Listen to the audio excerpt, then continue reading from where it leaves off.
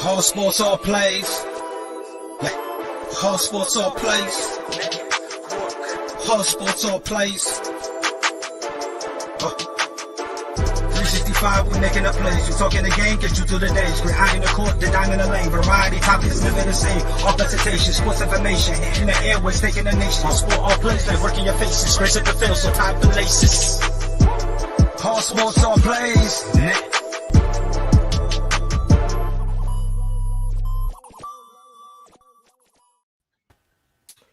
What's going on, everybody? It's Landon. We're back with Throwing Hands. We took a week off last week, but we're back. We got Pride. Just the two guys here. So, I think I just want to start off. Pride, how are you doing? Go ahead and say that. Bro, I'm chilling, bro. I can't wait. I can't wait. You know, December is gonna be good to us, and so is January in terms of some fights that coming up that are really tickling me in the right way. So at this point, I'm just trying to be patient. But, man, it's hard. I'm telling you, man, it's hard. Yeah, it is. Last week, we had the Yair Rodriguez, Max Holloway. I don't know if you watched that. It was a brawl. It was a really good fight. It was back and forth. It was a really good fight. And then, we also had, 2 weeks ago, we had the Covington Usman fight, which was fantastic. I don't think it let anybody down. That card was so good. The Rose Namajunas Zhang Weili fight was really good. The Michael Chandler and Justin Gaethje, we all expected it to be good, and it was. Oh my God! No letdowns really on that card. None. I mean, the only letdown was a Shane Burgos fight because a lot of people kind of expected him to go out and handle his business against Billy, who was unranked. But I mean, he still did his thing, so I wouldn't necessarily call it a letdown. I wouldn't really go that far, but a lot of people were upset with that. Like, a lot of people were upset that Shane let him go as long as he did. And they were kind of, even to the point, a lot of people wanted him to be unranked. Like, they wanted him to lose his ranking. And I was like, I don't know, man. I feel like we're going a little too hard on him. You know what I mean? At the end, he got the win, and I do understand, you know what I mean? But I don't know, because when I was watching it, I didn't watch along. And somebody who was, was in the stream, and he was killing Shane the whole time. He was killing him because he genuinely believed, bro, you're letting an unranked guy, stand there for too long. You know what I mean? We're gonna wait for him to come back. It was a little laggy on my end. I don't know if it was on your end. I couldn't really understand what he was saying, but basically he was talking about the card and how. People were a little disappointed, and I don't understand it because he did go out there like Proud of Sand and did his thing. It was whatever, I was finishing. There we go. It's a lot better now. I was just finishing your point where you said, I don't understand it. Well, do you understand what people are hating on here? Like, he did his thing. It really comes to a lot, right? Like, if you watched, if you've been watching the UFC, especially the featherweight division, it's getting to a point where now they're desperately looking for new faces to come up. They're desperately looking for those guys who's going to step up because obviously in the featherweight division, we got Alexander Volkanovski, who's a champion. Then we got Max Holloway at 1, Brian Ortega at 2, and then everybody else really is kind of just like they're not really on their level at all. You know what I mean? Like, the closest guy was who fought the dude who just fought Max Yair Rodriguez, and he got smashed. Like, it wasn't even close. I give him props for his hanging in there, but at the end of the day, it was, in my eyes, straight up a clean sweep. It was a clean sweep. You know what I mean? And after that, everyone's kind of looking for that guy, and a lot of people have been saying that Shane Burgos can be that guy, and that's really where I think a lot of the hate for him is coming. Because they're kind of like, oh, he needs to be that guy now. He needs to be that guy now. He needs to be that guy now. And it's like, I'm not going to really go along those lines because, I mean, this is a dude who, again, was a boxer. And if you really watch him, he's still boxing, right? Now, right now he's 30 years old. So, he's got a couple, he's got a little bit of time left on the clock. But, I mean, for me, I'm not going to kill him. I do need to see him develop some sort of ground game because that whole just standing and banging, Yeah. it works until it doesn't. And what I mean by that is, when somebody goes for a takedown, how are you going to look? You know what I mean? Like, you need to have some element to your ground game. The best example I can think of, Francis Ngannou. Francis Ngannou had all the power in the world, but when if you could take him down, he would look nervous. You know what I mean? That's something he was working on his during his camp up to the lead up to the Stipe rematch for the title. That's really what he was working on. He worked on it. He got it. He ended up, and again, you don't got to be perfect, but you need to have something there. And really, when it comes to Shane Burgos, that's really how people look at him. I'm not going to go as far as say I hate him because a lot of people do. Yeah. He doesn't really have that great of a knockout power. The way he really does is it's more like a cumulative damage, right? Where it's not one punch that really stops the show. It's just the damage upon damage upon damage that he deals on you that kind of puts you down. But I mean, like I said, I enjoyed that fight. Yeah. I was confused by a couple moves, but other than that, I mean, I didn't think it was a horrible fight. It was very entertaining. It kept my attention. It kept a lot of people's attention. So, I mean, top to bottom, that card was phenomenal, and I knew it was going to be phenomenal. Look, man, I was exhausted after Gaethje versus Chandler. Yeah, I was exhausted, and it opened the card. I was crazy. I was so drained, and I was just like, bro, I would have given anything to see that as a UFC Fight Night main event, and that would go 5 rounds. What would have happened if that fight went 5 rounds? 100%. I mean, look, it was a great fight. I enjoyed it. But I'm hoping. I really am hoping because Justin Gaethje, he got the win, which deservedly so. Yeah. But let me ask you a question. All right. With Justin Gaethje getting that win, how does this affect Michael Chandler and his future going forward? Because he still wants that title shot. Right. He still wants it. How do you think? Like, I want you to play a game with me. Put your hat on. Let me know because right now he's, if I'm not mistaken, I want to double check. Yeah, so right now he's 5th. Yeah. He didn't end up going down because of that loss. I agree. Which I have no problem with whatsoever. Because the thing is, if he goes down, who's gonna end up going up? Exactly. Like Rafael dos Anjos, like, is he gonna go up? So, but how do you think his road to the title is gonna look now? Do me a favor. Champion's Charles Oliveira. 1's Dustin Poirier. 2's Justin Gaethje. 3 is Darush. Okay, yeah. Beneil Darush. Who's 4? Islam Makhachev. Okay. Oh yeah. Okay. Oh. Yeah. Do we see? Oh. Yeah. That's interesting. That's what I'm saying. Like. Well, see, this is where Dana's in a weird position right here, right? Because he's like, okay, Michael, we just gave you the shot of a lifetime, other than your championship shot, where we gave you a chance to get back in there, but you didn't execute, right? You lost the fight. So maybe they give, like, who's sitting at 6 and 7? I don't know. So at 6, Rafael dos Anjos, and 7, Tony Ferguson. Okay. Which, I'll be honest with you, nobody. I don't think anybody past the top, outside the top 5 will even give a fight. And that's including Conor McGregor, who's 9th. Right. I don't think any of them. Okay, here we go. We've had a lot of jibber jabber from Conor McGregor, and Michael Chandler has been in those talks. Now, that's not anything official. It's Conor McGregor talking, but we've seen a lot of times Conor McGregor get what he wants from Dana White. There's that Dana privilege we talked about a couple weeks ago. Dana White privilege. Yeah. That was funny. It's so funny. Yeah, I love that line. I love it.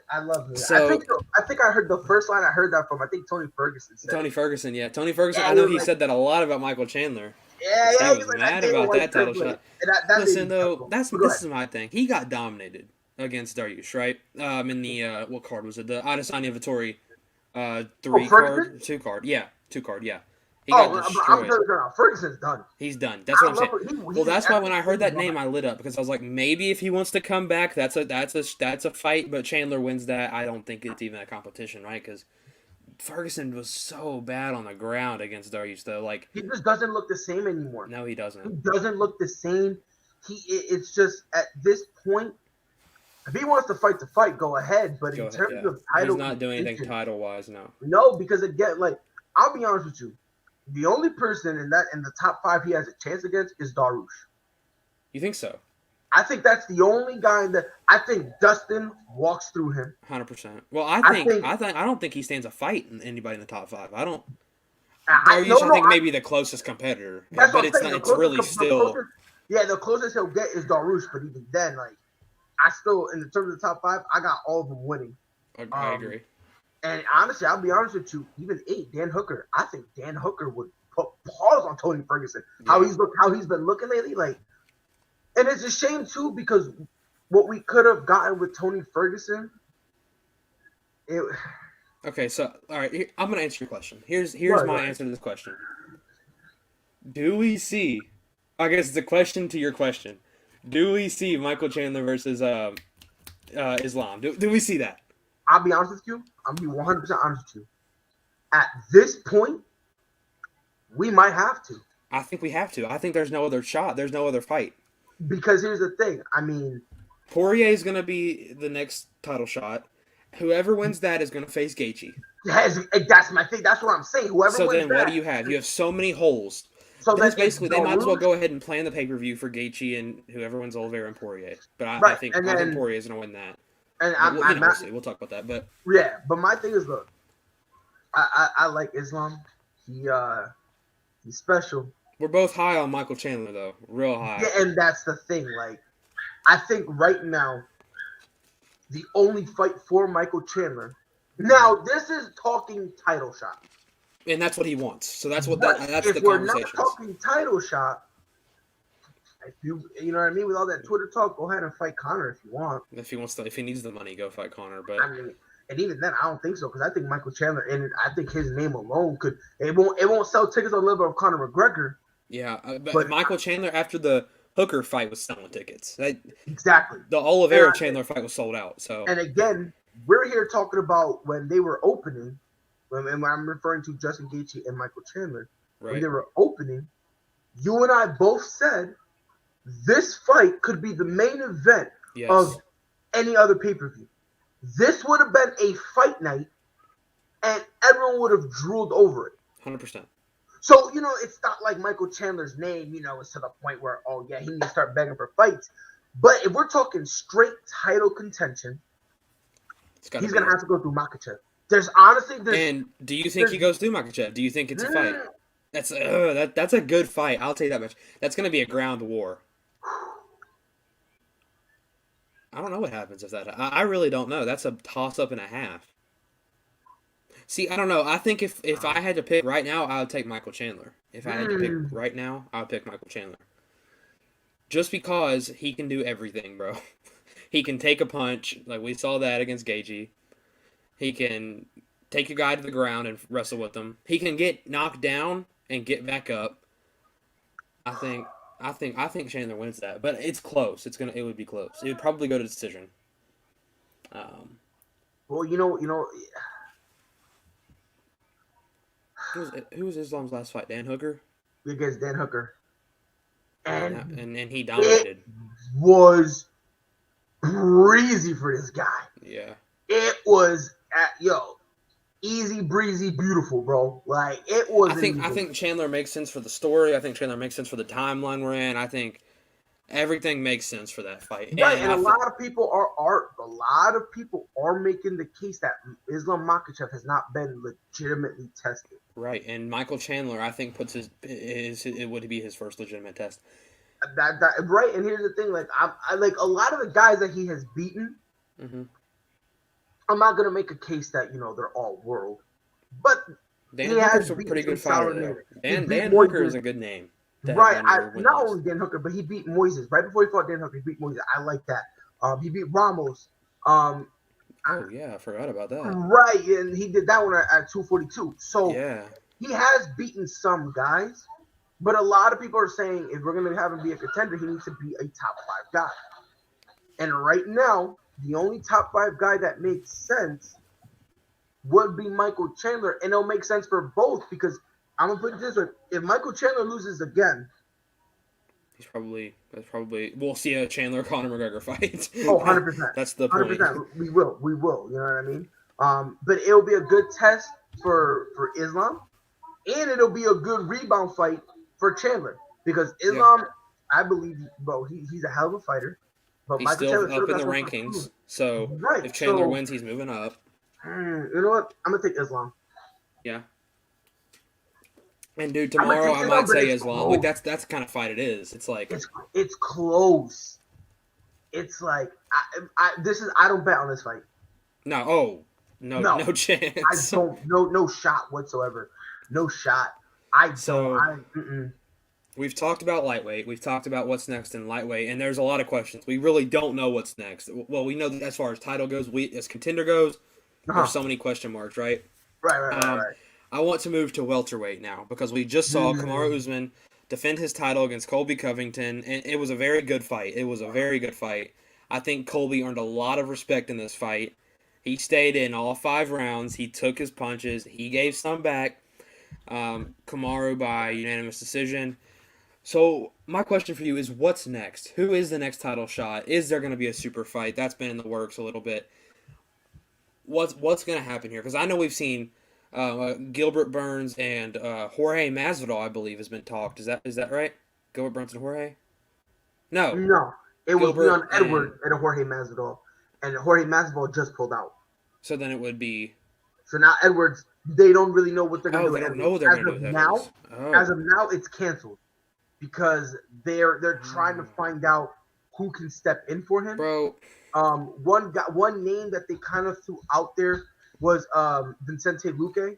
But he just fought though. Last time he fought was in August. Oh yeah, I guess that was a long time. Oh my gosh, right, that feels like 2 weeks ago. Michael Chiesa. That was in the oh my gosh, what pay-per-view was that? Another name that they were saying. I mean, I don't think this is. I mean, happen. There's. But one name but one name that they were throwing out was Stephen Wonderboy Thompson. That'd be fun. Which I understand. But me personally, I feel bad for Leon Edwards. Mm-hmm. I feel like Leon Edwards has proved he deserves a title shot. Now, I don't think he's beating Kamaru Usman. I don't think anybody in this division right now is beating Kamaru Usman. But I feel bad for Leon Edwards because if after fighting Jorge Masvidal, I think it'd be a title shot or versus Colby for the title shot. No. Colby does not. No, Colby Covington right now does not deserve to be in any. Colby Covington is the best welterweight other than Kamaru Usman right now. I don't whether you like that or not. He just got dominated twice. He didn't get dominated. Got dominated. It was not a dominant performance. Got dominated. Kamaru is the champion. Going into the 5th round, it was 3-1. Kamaru is the champion. He's the best fighter in welterweight. Colby Covington is the second best fighter in welterweight. No, he's not. Yes, he is. No, he's not. Look, yes, I understand you love Colby Covington. Dude, listen. He's the second coming of Jesus, but no, he's a solid fighter. I don't think he's better. He beats Leon Edwards. He beats Jorge Masvidal. No, I don't think he beats Leon Edwards. That's insane. Leon Edwards. You don't think Colby Covington beats Leon? How is that insane? I don't understand. What is this thing about Colby Covington that's so great? Because every single time you have him fight, every time he loses, why does he lose? Because he strays away from the game plan every single time. He didn't this time around. Yes, he did. Yes, he did. He took Kamaru Usman down. Hold on, no. Ain't no way you're going to tell me that when every time he would punch Kamaru Usman, he would then go for a takedown. If you're telling me that's part of the game plan, either his training camp is stupid as shit or Colby Covington straight from the game plan because ain't no way on I don't know. I was not in their camp, but I can tell you that one thing they worked on a lot was ground game, and he took Kamaru Usman down. So, perfect record, no more. And that's fine. That's my thing. For baseball fans, Bryce Harper just won the NL MVP. Which surprised me. I ain't even gonna hold you. I surprised me. Really? Yes. Oh, that surprised me in the NL. I really did. I thought because of how they've been hyping it, I thought Fernando Tatis Jr. was gonna win it. Oh, I'm glad he didn't because he's overrated. All right, moving on. Anyway, so Colby, I mean, it makes sense. You think Colby Covington is the second No, greatest I don't. heavyweight today, and it's not even close. Like I don't understand this weird love that people Well, have. okay, for listen, Colby Leon Covington. Edwards, though, listen, this is what I can say about Leon Edwards. He beat Nate, okay? He beat Nate, who's washed. He beat Nate, good job. Nate could have knocked that boy out in the third round, but he literally just did not go after him after he knocked him down. Like, you watched that fight, right? Leon Yes. Edwards was on his butt, and Nate Diaz is in there So, taunting him. okay, so you're telling me we got to take that win away from Leon No, Edwards? I'm not saying that at all. Okay, so I'm not then, saying so that that at all. doesn't count. I'm not saying that at all. What I'm saying is, I just want to clarify. So you're saying that win, we can't use that win to propel him to get a title shot, right? I'm saying that win was not dominant enough to boost him to a title shot. If Okay. that makes any sense. Okay, Because he Your couldn't boy- knock out. your boy, hold on. Your boy beat a washed up Tyron Woodley. I mean, I don't. So I don't again, see you the point. can't all of a sudden be like, oh yeah, Colby Covington He deserved a title broke shot. his ribs. And then poop. It's a washed up Tyron Woodley. He's That- washed. There's no Oh way you my can look. gosh. If you're telling me that was still prime Woodley, I don't know what to tell you. That wasn't prime I'm being Woodley. serious. If you're telling me that was still prime Woodley, I don't know what to tell you because That that's blasphemous. That wasn't prime Woodley, but if you think there's anybody else in that welterweight division that can give Kamaru Usman a close fight like Colby Covington did, How was it a close fight when it was 3-1 going into the 5th round? that's the closest I've fight never there's in my been. life heard that be a close fight. It was 4-1. It's was Kamaru 4-1. Usman, that's why. It was so 4-1 is close. Against Kamaru Usman, yes, because that dude Smoking literally herbs, brutally my knocks guy. everybody out. Smoking herbs. That's why I've never in a 5-round fight. Listen, You get listen. 1 round, and Listen to that what I'm is trying to tell you. that is a hell of a fight. listen to what I'm trying to tell you. Get it. No, Listen I to what don't I'm get trying to it. tell you. I don't Listen, get it. listen. This is what I'm telling you. In any other, if he was fighting anybody else, that was not a close fight. But it's Kamaru Usman versus it was Kamaru Usman. He is probably top 3 all time in UFC history. You're gonna tell me that winning 1 round is not an accomplishment against this dude? It is. No, because Conor won one round against Khabib Nurmagomedov, and everyone said, "Who cares?" He got dominated the other 4. I'm not gonna Okay. clap and poo and give you praise and worship because you won a 1 round in a 5-round fight where you were dominated in all 4 rounds, and the round that he won, which I believe was the 2nd round, he was still getting tagged. There's up a no way he score. won the 2nd round. He got knocked down twice. That was he- which round? Then what? The was 5th it the was 3rd round? close. The 5th was a close round. And the- 5th was close. I don't think he won it. So I it think was if he it won- was either the 2nd or the 3rd round that Colby think- Covington won. I think the 3rd round Colby won it. It was either I don't think know- the I don't 5th know was which one- close. I don't know which one he got knocked down. I'm almost positive he Second. got knocked down in the 3rd round. I'm pretty sure it was the 2 times he got knocked down to the 3rd round. I think. Oh, could was be it? wrong. Oh, you could be. I- I don't know. Either way, I it was a could- two, but either second or or- third. Second either or or, third. yeah, what I'm that saying, doesn't the matter. one that he didn't get knocked down in, Is he won? that he was won the that one he round. won. That was the round he And won. right? 5 was close. We can agree. No, I can't. You don't I think don't round 5 know, was man. close? I don't know. I Okay, well, don't listen, know, this is man. what I'm It's to gonna the point that is like, but this is just to me. Here's my point. Okay, here's my point. Go ahead, behind go it. ahead, go ahead, go ahead. So Kamaru Usman goes in. He brutally knocks out Jorge Masvidal. Like, oh my Correct. gosh, disgustingly. Correct, Kills Gilbert Burns. Kills him. correct. Gilbert landed 1 shot, knocked him down. That's literally it. And he popped right back Yep. up, like, and it didn't Yep. even phase him really. Correct. So he brutally knocks those 2 guys out, right? Uh-huh. Those are, and then Colby twice are his title defenses, correct? Uh-huh. Or am I missing one? No, for Kamaru.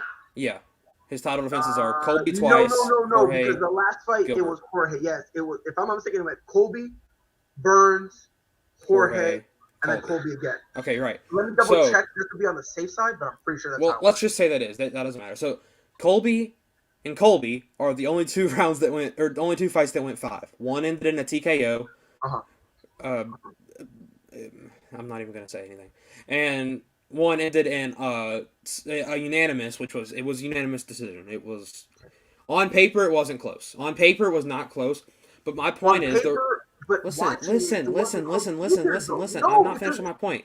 Listen, Jorge Masvidal and Gilbert Burns got brutally destroyed.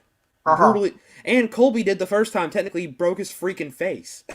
Uh-huh. And Colby finally goes the distance with this dude. Uh-huh. That's why that's a win. Colby doesn't have the belt around his waist right now, but that is a win in Colby's book. It should be. It's a win against a guy whose bread and butter is to go 5 rounds. See this. Okay, go ahead, Papa. I don't. Do you see my point though? No, you don't see my point. Kamaru Usman is a guy who his bread and butter loves to go the distance. That's fine, but if that's his bread and butter, so what? And praise the guy for going 5 rounds when that's Kamaru Usman's bread and butter. Okay, that can be his bread and butter, but the fact of the matter is he knocked Jorge Masvidal brutally. He beat Gilbert Burns brutally. I don't even know how that fight ended. I'm pretty sure it was a TKO. I could be wrong. He knocked both of them out. The Gilbert Burns one. Third round. Oh, by the way, we were wrong. It was Colby Covington the first time. Yeah. Then it was Jorge Masvidal, Gilbert Burns, Jorge Masvidal again, and then Colby Covington. I guess I did forget. I remember it. Jorge Masvidal, he stepped in. I think it was like 2 weeks notice. It was like 2 weeks notice. Yeah, and he took him the distance, didn't he? Yes. Okay. Yes. And then Jorge got. Oh and then but here's my knockout. thing. I love watching that. But here's my thing. How can we sit here and say? I'm not saying Colby won that fight. No. I know you're not saying that. But how can we say it was impressive and then say, like, honestly, I don't know. To be honest, neither one is better. If you get, like, he knocked out Jorge Masvidal in the second round, and he knocked out Gilbert Burns in the third round. And by the way, so what up, Coach? How you feeling, my guy?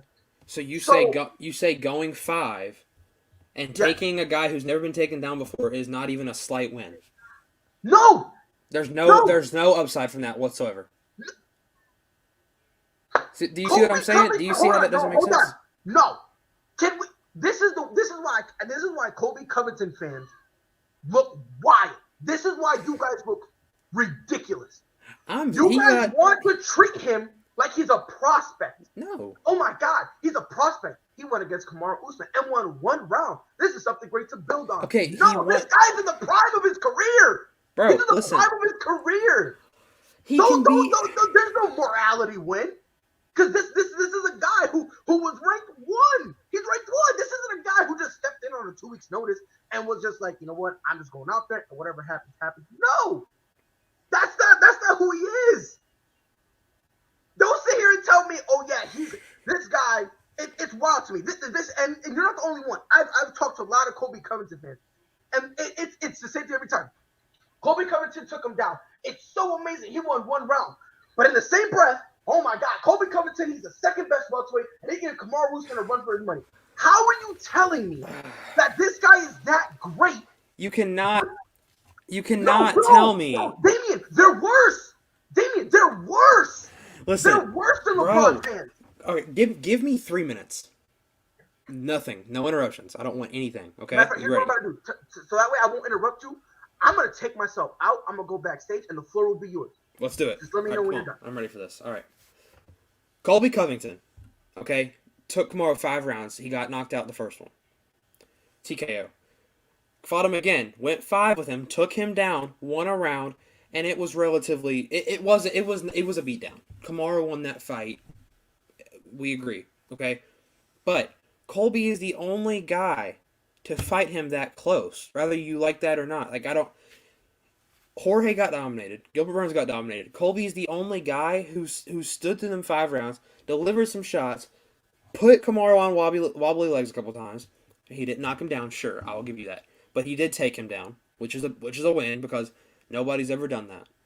Okay, there's so many things like for example that takedown that shows Colby is in an elite company. Okay, because it's never happened. Colby is the only guy to ever knock Kamaru down. You have that. You have the fact that he went 5 rounds twice with Kamaru Usman, who is pound for pound the best fighter in the UFC right now. I just don't understand how you could say Leon Edwards. Colby didn't almost win. You can put that on there.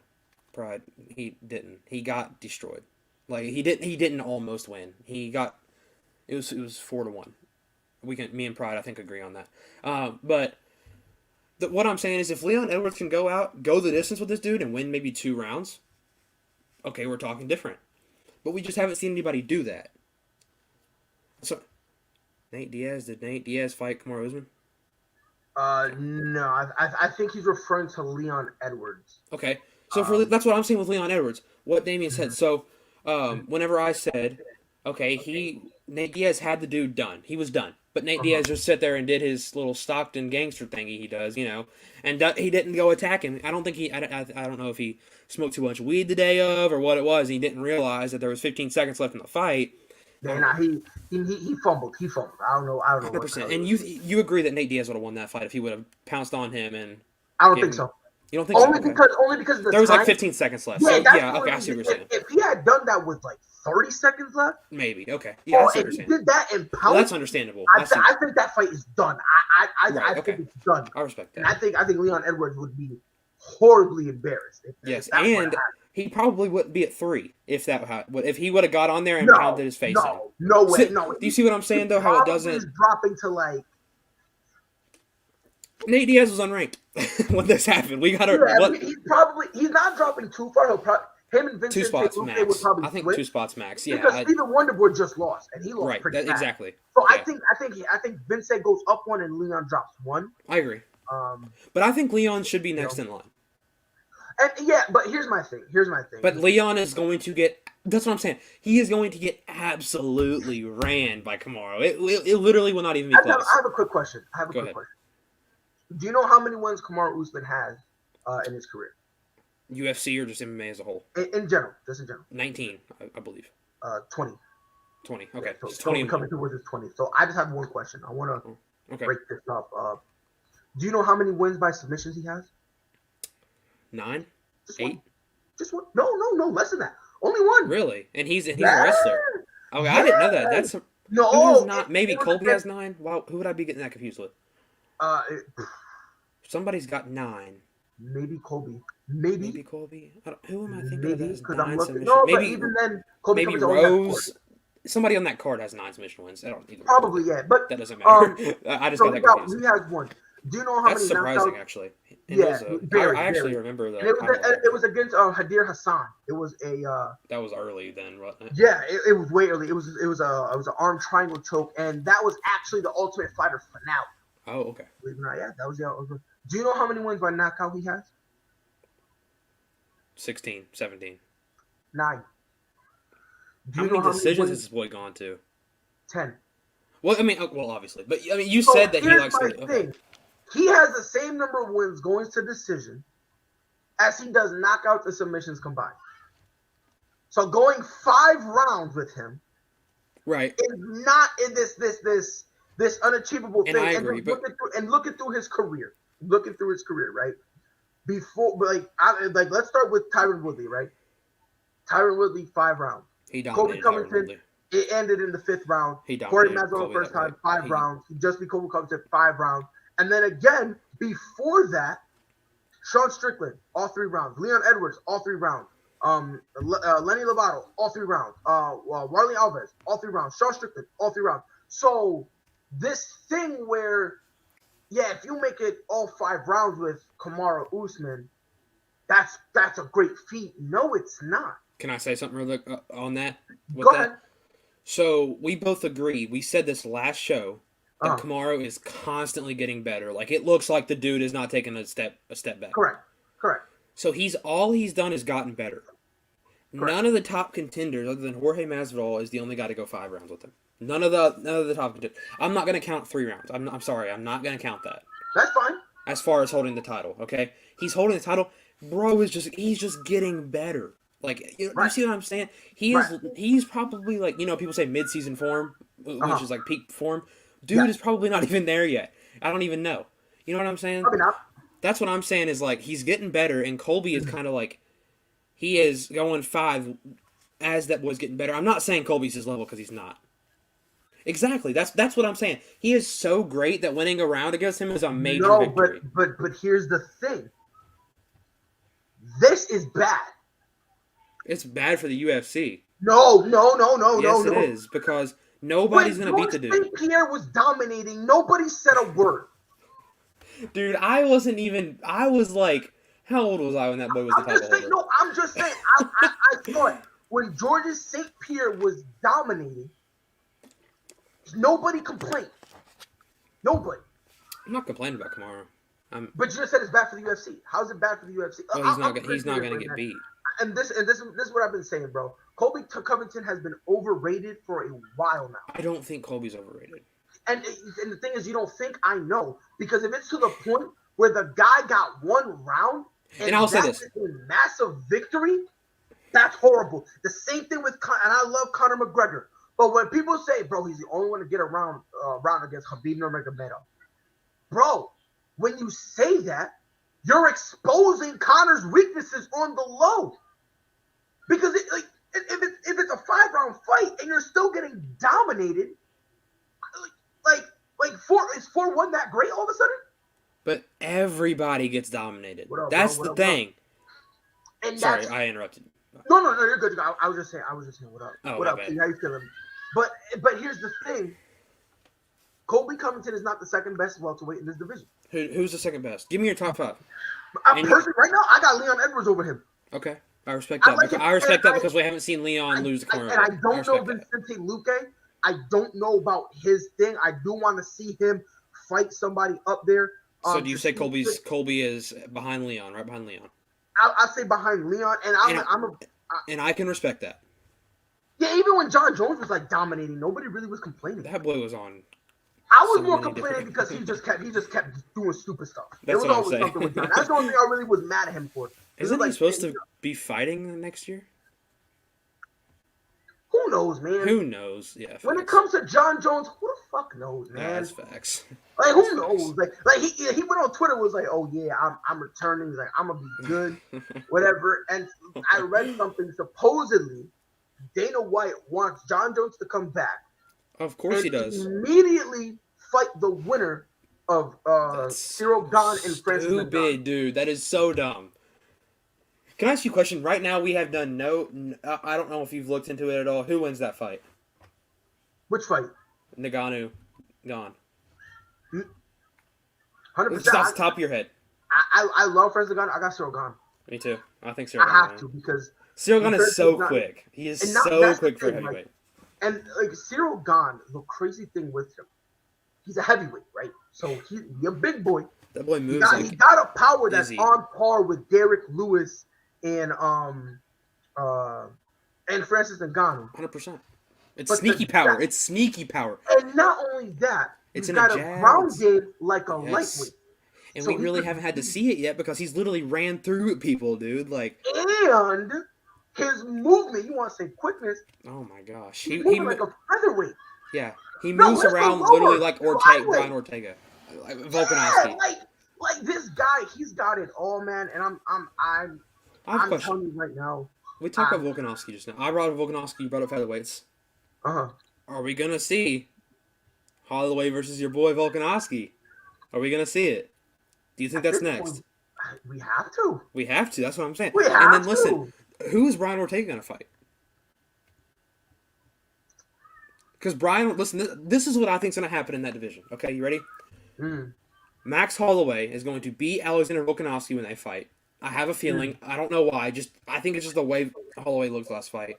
I think Brian Ortega. Will you pull up the rankings for me? So yeah, what's up? I got him right here. What division I'm looking at? Featherweight? Featherweight, yeah. Okay, I got it. What's up? What am I looking for? Just can you pull the rankings up here so I can see them? Oh, you want me to pull them up? Yeah, if you don't care. Got you. Yeah. And just in case you don't get in trouble, these rankings are brought to you by the actual UFC website. Just want to throw that out there so we don't get in trouble. So this right here is the featherweight rankings. Let me see. Hold on, let me go full screen so I can see it. Yeah. So we got Max Holloway. So okay, I think we say real quick, and Rio, we're gonna touch on this. What do we think about Chiesa versus Michael Chiesa versus Brady? We're gonna touch on it. Just bear with us for one moment. Oh, go ahead. I think we see Ortega and Rodriguez maybe, because that just makes sense, right? Ortega versus Rodriguez, both coming off losses. That's what I'm saying. And they're both in Holloway's gonna go fight for the title. Both coming off losses. You want to see which one of them dudes can bounce back. Give Holloway that rematch with Volkanovski. I think if Holloway wins, Rodriguez wins. Rodriguez is the next title shot. I think no matter what happens versus Volkanovski, Holloway, Rodriguez, if he beats Brian Ortega, which I don't think he will, then he's the next title shot. See, I think Brian Ortega. I don't know what would happen to Volkanovski Holloway actually. Because I love watching Volkanovski fight. So I know Volkanovski. I think he does. I don't think anybody really. I think if anybody can beat him, it's Brian Ortega. Honestly. Yeah. If I'm honest. If I'm honest. And honestly, I do give Max Holloway a shot. But I do too, but I've seen. I mean, dude, he's literally like the first two fights. Like Volkanovski looks so. I think he's just got his number. You know what I mean? And Max Holloway, who I love Max Holloway, but he's kind of one dimensional. You know what I'm saying? Yeah. He enjoys the whole boxing and it's easy to get his number. And fighting and whatnot. Yeah. 100%. So I 100%. I get where you're coming from with that. But let me ask you because someone wants our thoughts on Michael Chiesa versus Sean Brady. If I'm not mistaken, this fight, let me double check. I just pulled it up. It's on the UFC Fight Night. Saturday. It's going to be on Fight Night. Sean Brady. Vera versus Miesha Tate. It's going to be on that one. They're both welterweights. In terms of their ranking, Michael Chiesa somehow is still 6th. He just recently fought, didn't he? And took a L. If we're gonna be honest, like who did he fight? Took a L. He fought Fudge. Vicente Luque. That's what. Yeah. Okay. That was August. You said. Yep. Vicente. Oh yeah, he got destroyed. That's right. I remember now. Yep. It was boom. This is a big fight for Sean Brady. It is. This shows. He's right 14. I'm sorry for your ears. I just literally hit my phone up against my mic. You're good. But listen, if Sean Brady can beat Michael Chiesa, that would be the biggest name on his resume. On paper, though, bro, like I'm just looking at the tail of the tape real quick. Yeah. He is a lot shorter. His inch is 3.5 inches shorter. I mean, Sean Brady's so good, though. Yeah, because here's the thing. Sean Brady is a guy who understands I'm short. Yeah, so he knows that, right. Understands he's short. I understand. Yeah. So, you know what I mean? Yeah, he wants to get in, and he just wants to fight. Like, that's kind of how he needs to fight. As long as he fights like that, he's got it. He'll be fine. But he cannot go away from what. Oh, excuse me. He cannot go away from what will lead him to success. He needs to play his game plan. He doesn't need to pull a Colby Covington. Not even that. Just don't. Because listen. I think here's the thing, though. If I had to pick a fighter, I do too. But remember, this is pressure. Yes, it is. This is a big pressure fight for Sean Brady. Can he handle it? Because your fight. Listen, if you beat Michael Chiesa, and Rio says I got Chiesa by decision. I respect it. I think it's gonna go decision. I do. If Sean Brady can do a 3-round sweep, that's impressive. That is impressive. We're going sizzler. I'm telling you this right now. If that happens, this kid needs to be top 10. Yes. I wouldn't even be mad if he takes Michael Chiesa's spot. Yeah, I mean, if he beats him, I don't see. And exactly, bro. That's what we said. This is his step up. This is a big fight. The pressure. This is the pressure that's going to come down on him. We're not doubters of Sean Brady, but what doubters are out there will shut up after this fight. Oh, 110%. I think Sean Brady will finish it. Do I know? I wouldn't be surprised. I'm gonna say a 3rd round finish, and I'm just gonna say that because of the last fights of these two, of what we've seen, right? We've seen one dude get dominated. Now, sure, it was just Luque, who is what 3? You said? Yes. Sitting at 3 right now. So. Who? Chiesa? No, he's sitting at 6, but he right? He lost to Luque. Vicente. Yeah, I'm saying. He's at 4. Okay, I'm looking at like previous fights, and then Sean Brady is undefeated. We know what happened. Yes. So I think Sean Brady's gonna win it, and I think everybody who doubts Sean Brady will just have to be quiet. And we gotta think. When's the last time Sean Brady fought? I'll tell you right now. The last time he fought, he beat Matthew March 6th. That's what I'm saying. Kind of a long layoff. But at the same time, I ain't going to rip him up for it because remember, Stipe really only fought once a year. I mean, and Vicente Luque got that win August 7th. So I think it's just a long enough layoff to be better. You know what I mean? Because they're both layoffs. And I had Brady beating Kevin Lee, But it's just more along. I'm I was high not on a Sean believer. Brady. I'm And not. I don't like Kevin Lee. I was just, high on Michael. Like I was high on Michael Chandler coming in. I'm high on Sean Brady right now. I don't know if I'm as high on Sean Brady as I am Michael Chandler, but that's impossible. It's impossible to be like that. that's facts. That's facts. That's facts. That's facts. Yeah, but I mean, look, and on top of that, I think Sean Brady wins it. There's my yeah, thoughts. There's bro, my thoughts. I think Sean Brady wins. Rio, you low-key just stole my point. I hate you. I'm gonna block you. But I was gonna say, Okay. wasn't he winning at like the reason he's been laid off for so long? He had an injury where he considered retirement. He considered retirement heavily.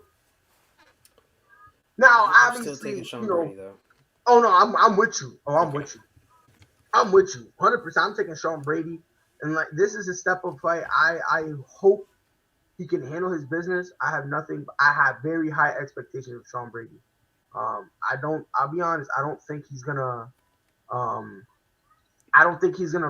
obviously, handle everybody, in the division. Because again, the Right. welterweight division, Stacked. come on now, it's stacked. But I will say, by the way, Shohei Ohtani won Shohei MVP Ohtani. for the AL. I'm glad he won that. I like him. Yeah, I like him, bro. Oh my lord! Did you hear what Stephen A. said a while ago? Oh, you can't do Shohei Ohtani could never be the face of the MLB because he doesn't speak English. I'm like, fam. Shut up. That dude is so delusional. I'm like, fam.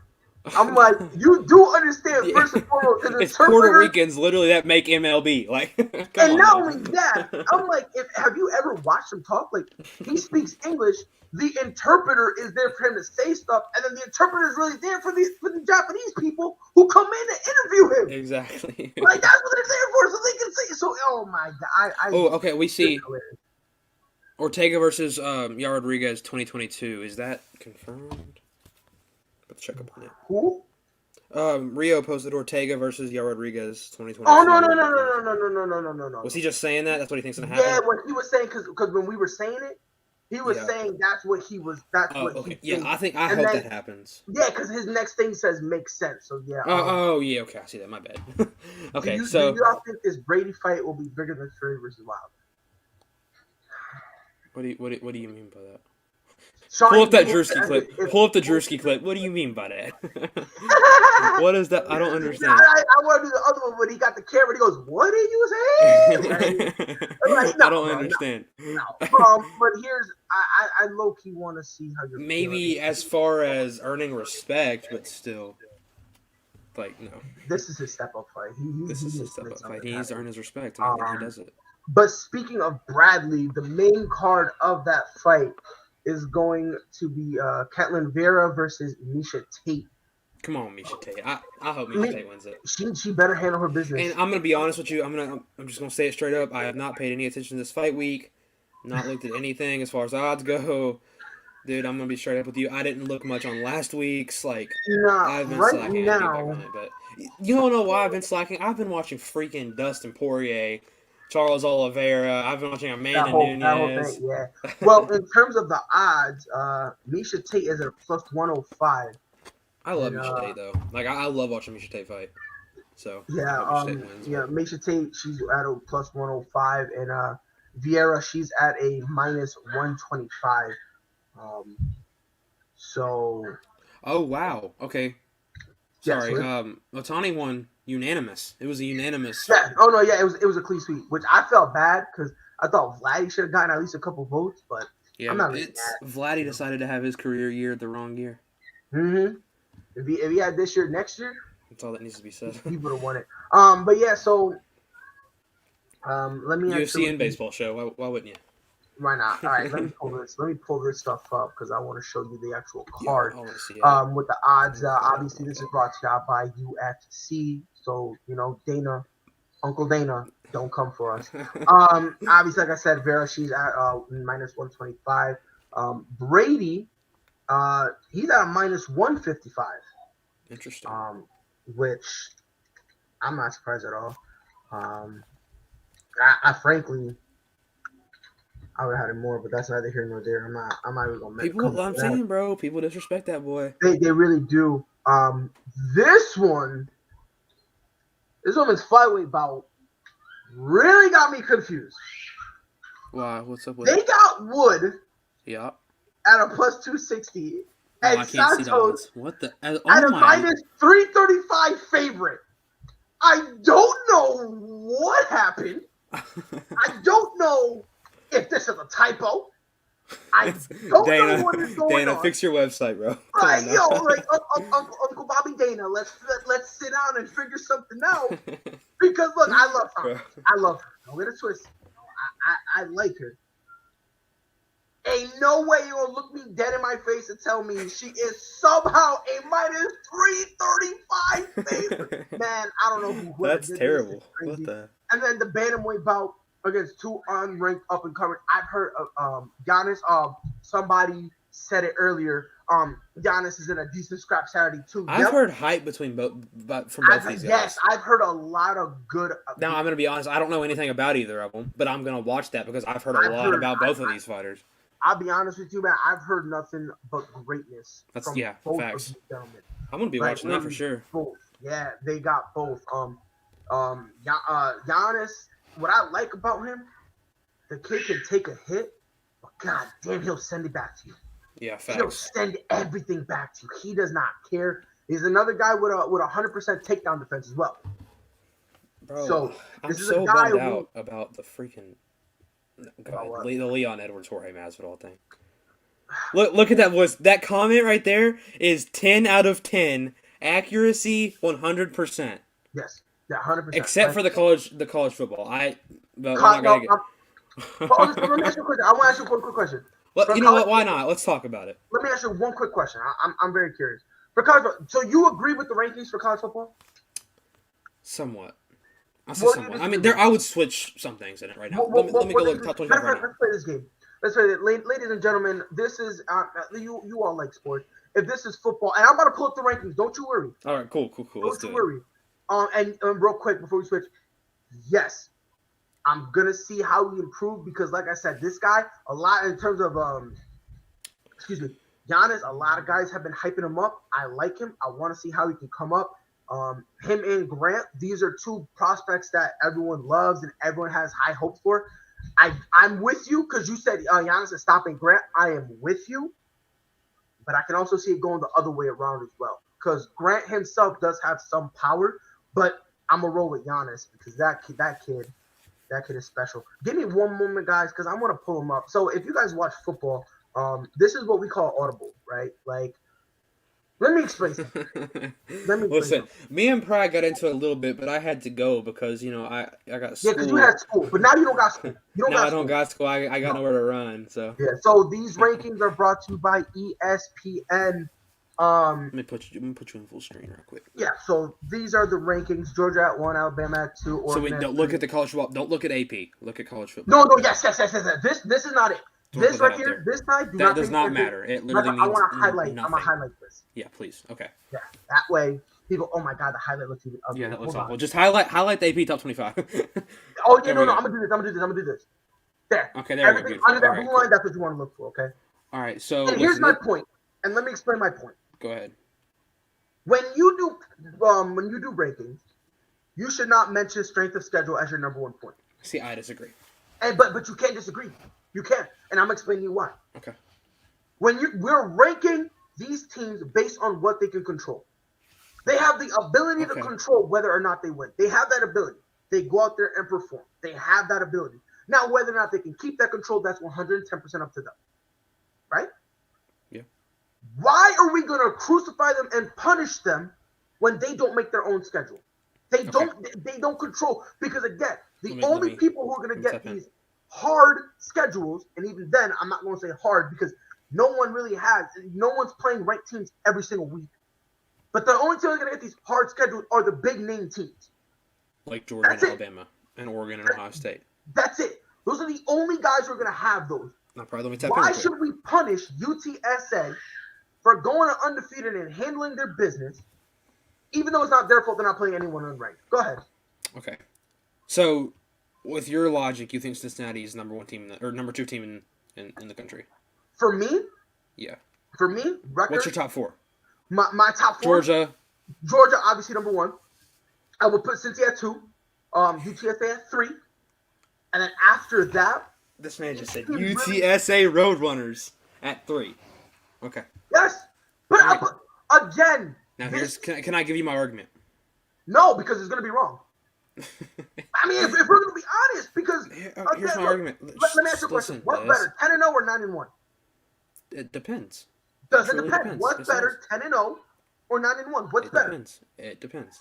And again, when you say it depends, you know what that means? Can I tell you why? You're justifying because Alabama lost. If Alabama is 10-0, you're saying record matters more. I'm telling you, bro. I'm telling you, that's what it is. The only time people say strength of schedule matters is when their team got a loss. Go ahead. That's not true at all. I think Ohio State's the third best team in the country. Is that who? I think Ohio State's the third best team in the country. You think Ohio State is the best? Are you thinking that they're the third best? Yes, I think it goes Georgia, Bama, Ohio State, Oregon. That's my top 4. But that. Can I tell you why? Let me get a chance. Let me get a chance here. Because listen, let me get a chance. The rankings are not who is the best team. That's not who it is. It's who do you? Georgia has the best roster. Yes or no? Yes. Okay. If they have 3 losses, are they number 1? No. So then having the best roster doesn't truly matter. But listen to what I'm trying to say. You go out and handle your business. Roster-wise, Ohio State is the best team in the country. And where are they at now? They're at 4. So now you're telling me, oh yeah, it's the roster. But then who you think is the best roster in the country is at 4. No, so can I please tap in here, bro? Listen. The reason that UTSA is not the second best team in the country, their best team, whatever you said. Let me tell you why. They beat Rice by 56 points. Yes. If Alabama or Ohio State or Oregon played Rice, the final score would be 317-0. Rather you like that or not. It's adorable you said that because they've never done that against any of the low-tier schools they play with. So you can't sit here and say, oh, yeah, if they played Rice, they would have done that. You can't say that. Because then if you want to go on one game, guess what? I think Georgia played Lamar. Illinois. They played Illinois and won. UTSA did the same thing. They played Illinois. Bro. Okay, UTSA, and I always say this. I hate when people say almost lost to because I hate that argument. I didn't say almost lost to. I didn't say you did, but because I'm about to say that.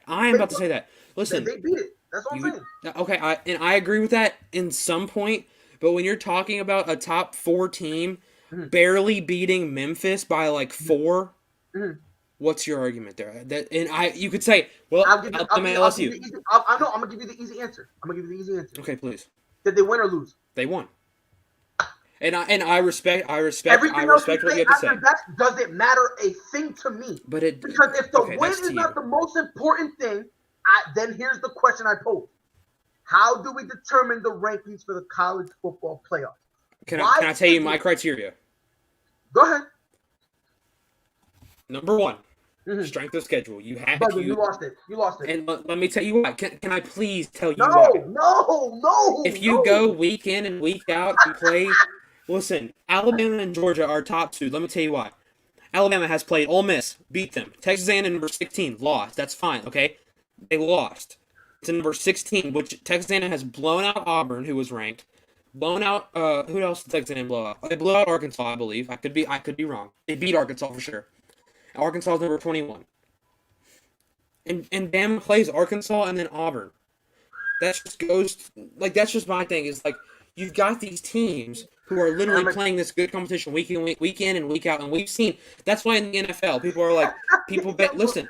In the NFL, people base their preseason predictions on strength of schedule. Like, okay, the Packers, let's just say for example, have the hardest schedule in the NFL. They're going to have this record. That's what this is. A win is more impressive when you beat a ranked team than it is when you beat freaking Rice. Who is Rice? I've literally never seen them before or heard of them. Because you don't watch college football. Okay. Please. And it's a reality. Because there's always a few times where Rice gets stopped. This conversation with Rice happens every single year. It's always a top-ranked team that destroys Rice, and everyone says, oh, it's just Rice. This is the conversation that happens literally every single year. And this is the counterpoint that I give that nobody knows the answer. If wins don't matter and strength of schedule is so great, by your logic, A team that has played difficult, had a harder schedule could go over, and we still put them in the rankings because strength of schedule is what That doesn't matters. make any sense. How does that make it? I'm That's- going by your logic. But no, that's dude. We're talking like Alabama is a 5-loss team. They lost 10-0, one okay. game 10-0, to a ranked 9-1. opponent. 10-0, 9-1. 10-0 is better, but And that's what that should be taken into consideration. you have to look at the wins. You have to look at who they have won against. No, I'm not looking at that. That's not the first thing I'm looking for. If that's the first thing you're looking for, you're now Okay, you're the first thing I look at, whenever I look at the Wins. rankings, I look at records. I'm not gonna lie to you. I look at records. That's The what I'm second saying. thing I look at, Wins, second the thing I look at is metrics, who and they've then won the against. schedule. For me, it's rankings, their metrics, and what I mean by their metrics, how are they when in terms of how they're winning? Is it more along like how is their passing game? How is their running game? How is the coaching? And on the defense It's just side, an unfair judgment. How is there unfair judgment? Let me tell you why. Let me tell you why it's an unfair judgment. Because you have UTSA, who is playing high schools, bro. Who are they playing? That's what I'm saying.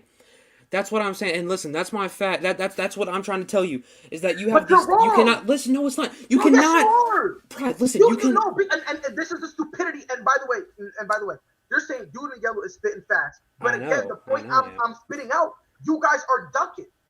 Why are we punishing these teams who are not having a quote? They pulled a easier short straw, schedule Pride. It when is what it's it the is. committee giving the big name programs the schedule.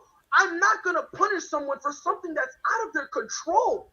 If you're sitting there and saying, "Oh yeah, it's strength," it's the number of things. We You gotta know look at what? is Listen, strength if of schedule. UTSA plays their bowl game and they win their bowl game, we can talk Oh, about then this. all of a sudden, oh yeah, they deserve because acting like dudes have No, never, because they're never not made gonna the, win. the tournament. They act like dudes never made the tournament playing unranked teams the whole year. They're not going to win. UTSA right now, if the season ended today, they'd probably play NC State, Pittsburgh, or Arkansas, somewhere in there.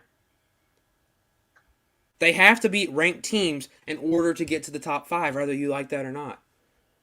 Okay, how can we blame them for that if it's not their fault? It isn't their fault. You're right. But, So then shut up about it. no, So because then stop listen, saying, it's "Oh, an yeah, they're not being unfair ranked teams, it's judgment. not their fault." It Like, is an bro, unfair. It is an.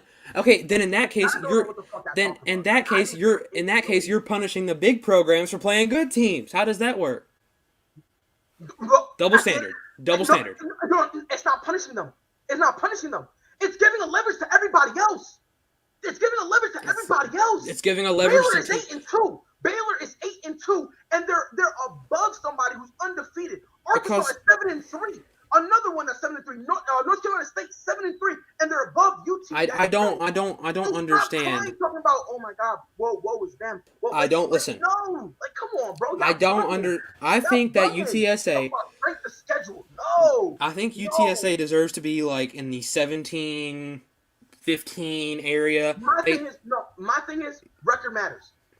If Record records does don't matter, but strength of schedule does if too. records don't matter, then seeding don't matter. Because how do you determine seeding in the college playoffs? How do you determine that? Based on record. That's first and foremost. They That's look at not your what it's based record. on. Oh my gosh. So, Bro, you don't just look at. You cannot just look at a record and say, okay, this team's the greatest team of all time. You can't do that. That doesn't make any sense. that's why I'm saying look deep. What did I say? The 3 things you need to look at. If What I you said? look deeper at the No. I'm Answer the trying. question. I am What answering 3 the things question. did I say you need to look at? What 3 things that I think you need to look at? No, I said it because I said it multiple times. What You 3 said things did I say you need to look record, at? metrics, Then what else? and I don't know what the See, third so one you're not even paying attention to the whole thing. What did you? You're not paying attention to my point at all. If you're Wait, is because metrics you're metrics talent. like their offensive ranking, defensive ranking? Yes, like Okay, how listen. they performing. Can I tell you this, please? Can I have a minute to break down your metric point? And it's I'm going to say this. It's adorable. If Alabama was 10-0, you would be on my side. Because they have that one No, loss. if Alabama was 10-0, they're the second best team in the country still. Because it's funny. The same people who say strength of schedule matters are the same people who aren't criticizing anybody else for having an easy team. If My thing is, Alabama at some was point- 10-0, they would still be the second best team in the country. And why would that be? Because you would have to look deeper, correct? Because Georgia plays harder opponents and blows them out. I'm putting look, man. You cannot listen. Can I debunk your metrics point real There's quick? nothing. Go ahead. Because Listen. I know what you're gonna say. So UTSA, you cannot say, okay, well they have this offense when they're playing the teams with not 5 stars on their defense. That's my point.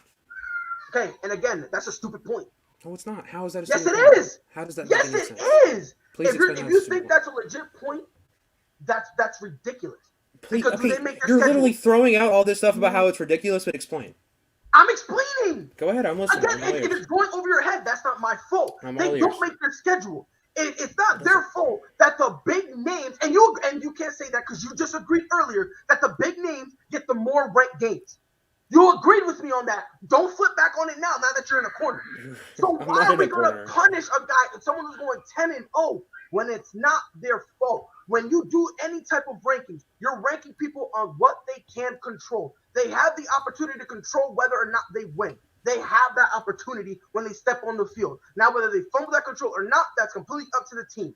In no way, shape, or form should we be here saying strength and schedule is the first thing coming out of your mouth. If you want to use it as a factor, fine. It is a factor. I'm not saying it's the number one thing. No, but you said it's the number one factor, and it should not be the number one factor.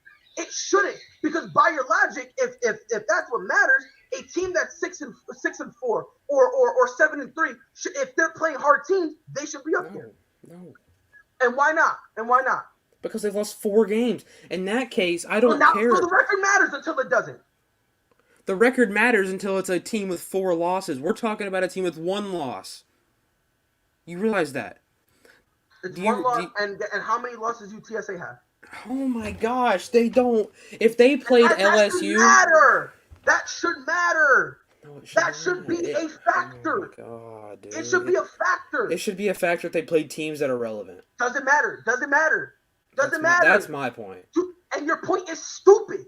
I mean, It's no, it's stupid. not. And the reason it's stupid is because the committee gives the best games to the big name schools. Cry me a river. I mean, I don't know what to tell you. UTSA Roadrunners are not going to play top 10 teams. That's just how it is. That's just how college football works. I'm sorry, there's too many teams for everybody to have a ranked game. That's my point. If they're not doing that, if not everyone's playing a ranked the team, UTSA why Roadrunners. is I do not wake up in the morning and say, why is strength of schedule that pivotal? I don't. If Georgia, Alabama, Oregon, Ohio State, if everyone in the top 25 was playing 2 ranked teams a year, that's different. Now you can look at strength of schedule has a little bit more merit to it, because now in terms of rank, you're trying your best to have people play ranked teams at least twice. Don't blame UTSA because the committee put Rice on their schedule. Don't blame them. I'm just using Rice as an example because that's their most dominating win. What I'm trying to tell you right now is that was their most dominating win. No, didn't their quarterback throw like 9 touchdowns in one game against Bro, they 54 shutout Lamar. Lamar. I thought that was an NFL quarterback. I didn't even know it's a college. And then Western Kentucky. I'm from Kentucky. Nobody cares about Western Kentucky University. It doesn't matter if you care about them. It's a solid program. It's not the best. It is not a solid. You did not just say that's a solid. It's okay. We're talking about the 3rd ranked team in the country in your eyes. They're okay. You're saying that this is okay. This is just like the Colby Covington Kamaru Usman conversation. Let me tell you how I'm going to relate the two. Okay? No, because at the end of the day, UTSA won, Colby lost.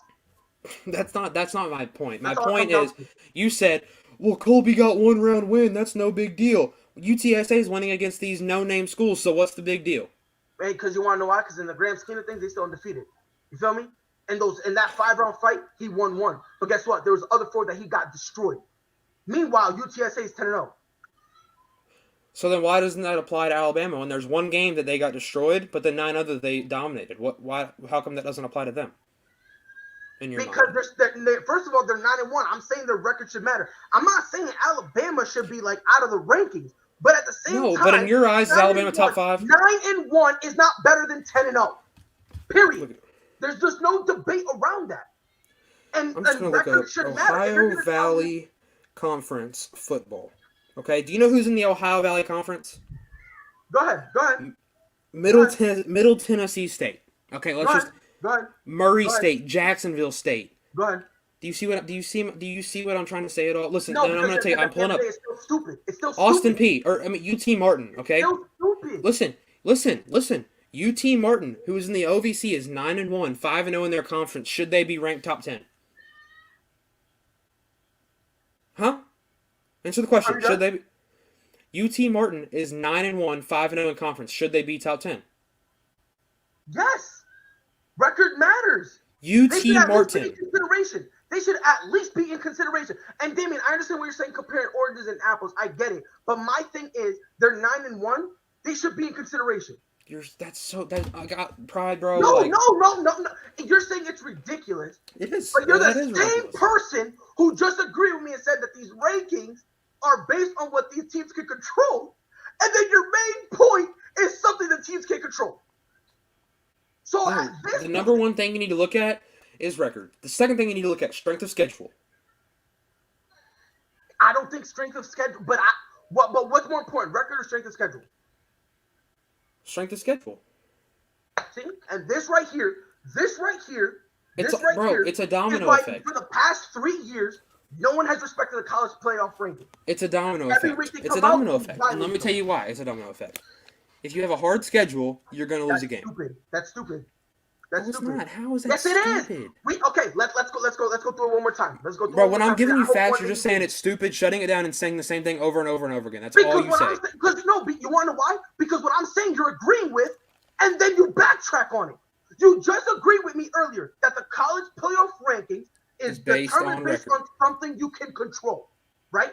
You have the ability to That's control whether or not your you can, right? record. Okay, which is The based on the record. second most important thing is your strength of schedule. No. You just said strength of schedule is more important than the record. Okay, you know what? I'm going to stick with that. Do you want me to tell you why? But it's a domino effect. it's If not you have a domino hard effect at all. if you don't have a hard schedule, you're going to go undefeated. That's just how it is. And okay, and here's the domino effect. You want to do it a little better? Guess what? If they ended up being like a top team, you didn't like it, you know what you do next year? You give them a little more harder games. Let's do it, and I guarantee you they lose them. So if they do, then you can say, oh yeah, And that's another thing. And This that's is fine, the but guess first. what? This is not a projection of the future. This is what they're doing now. But again, This is. Bama deserves to be number one. Come on, son. I don't think Bama deserves to be number Come one. on, son. They're number two. We need to knock it off. At some Bama's point, number we need to two. knock it off. Ohio State's number three. We need to knock it off. Listen, Listen, bro. every argument you're saying, you're low-key debunking because it's not based on rosters. You said Ohio State has the best roster, but they still have 4. It's not You based said on they're still the roster. best top to bottom, and then you still said Georgia deserves to be number one. It's based on Not roster. 50-50 strength and schedule and It's not record. roster. It's not roster. But then it's not 50-50 because if it was 50-50, UTSA would not be down at 22. I don't think UTSA should be 22. I think they should be top 15. I said that. Records don't matter. Records don't matter. Strength of schedule and record. It's a 50-50 thing. So metrics don't matter then? So what? So metrics don't matter? If UT Martin, I use UT Martin. They're 9-1. They're in the Ohio Valley Conference.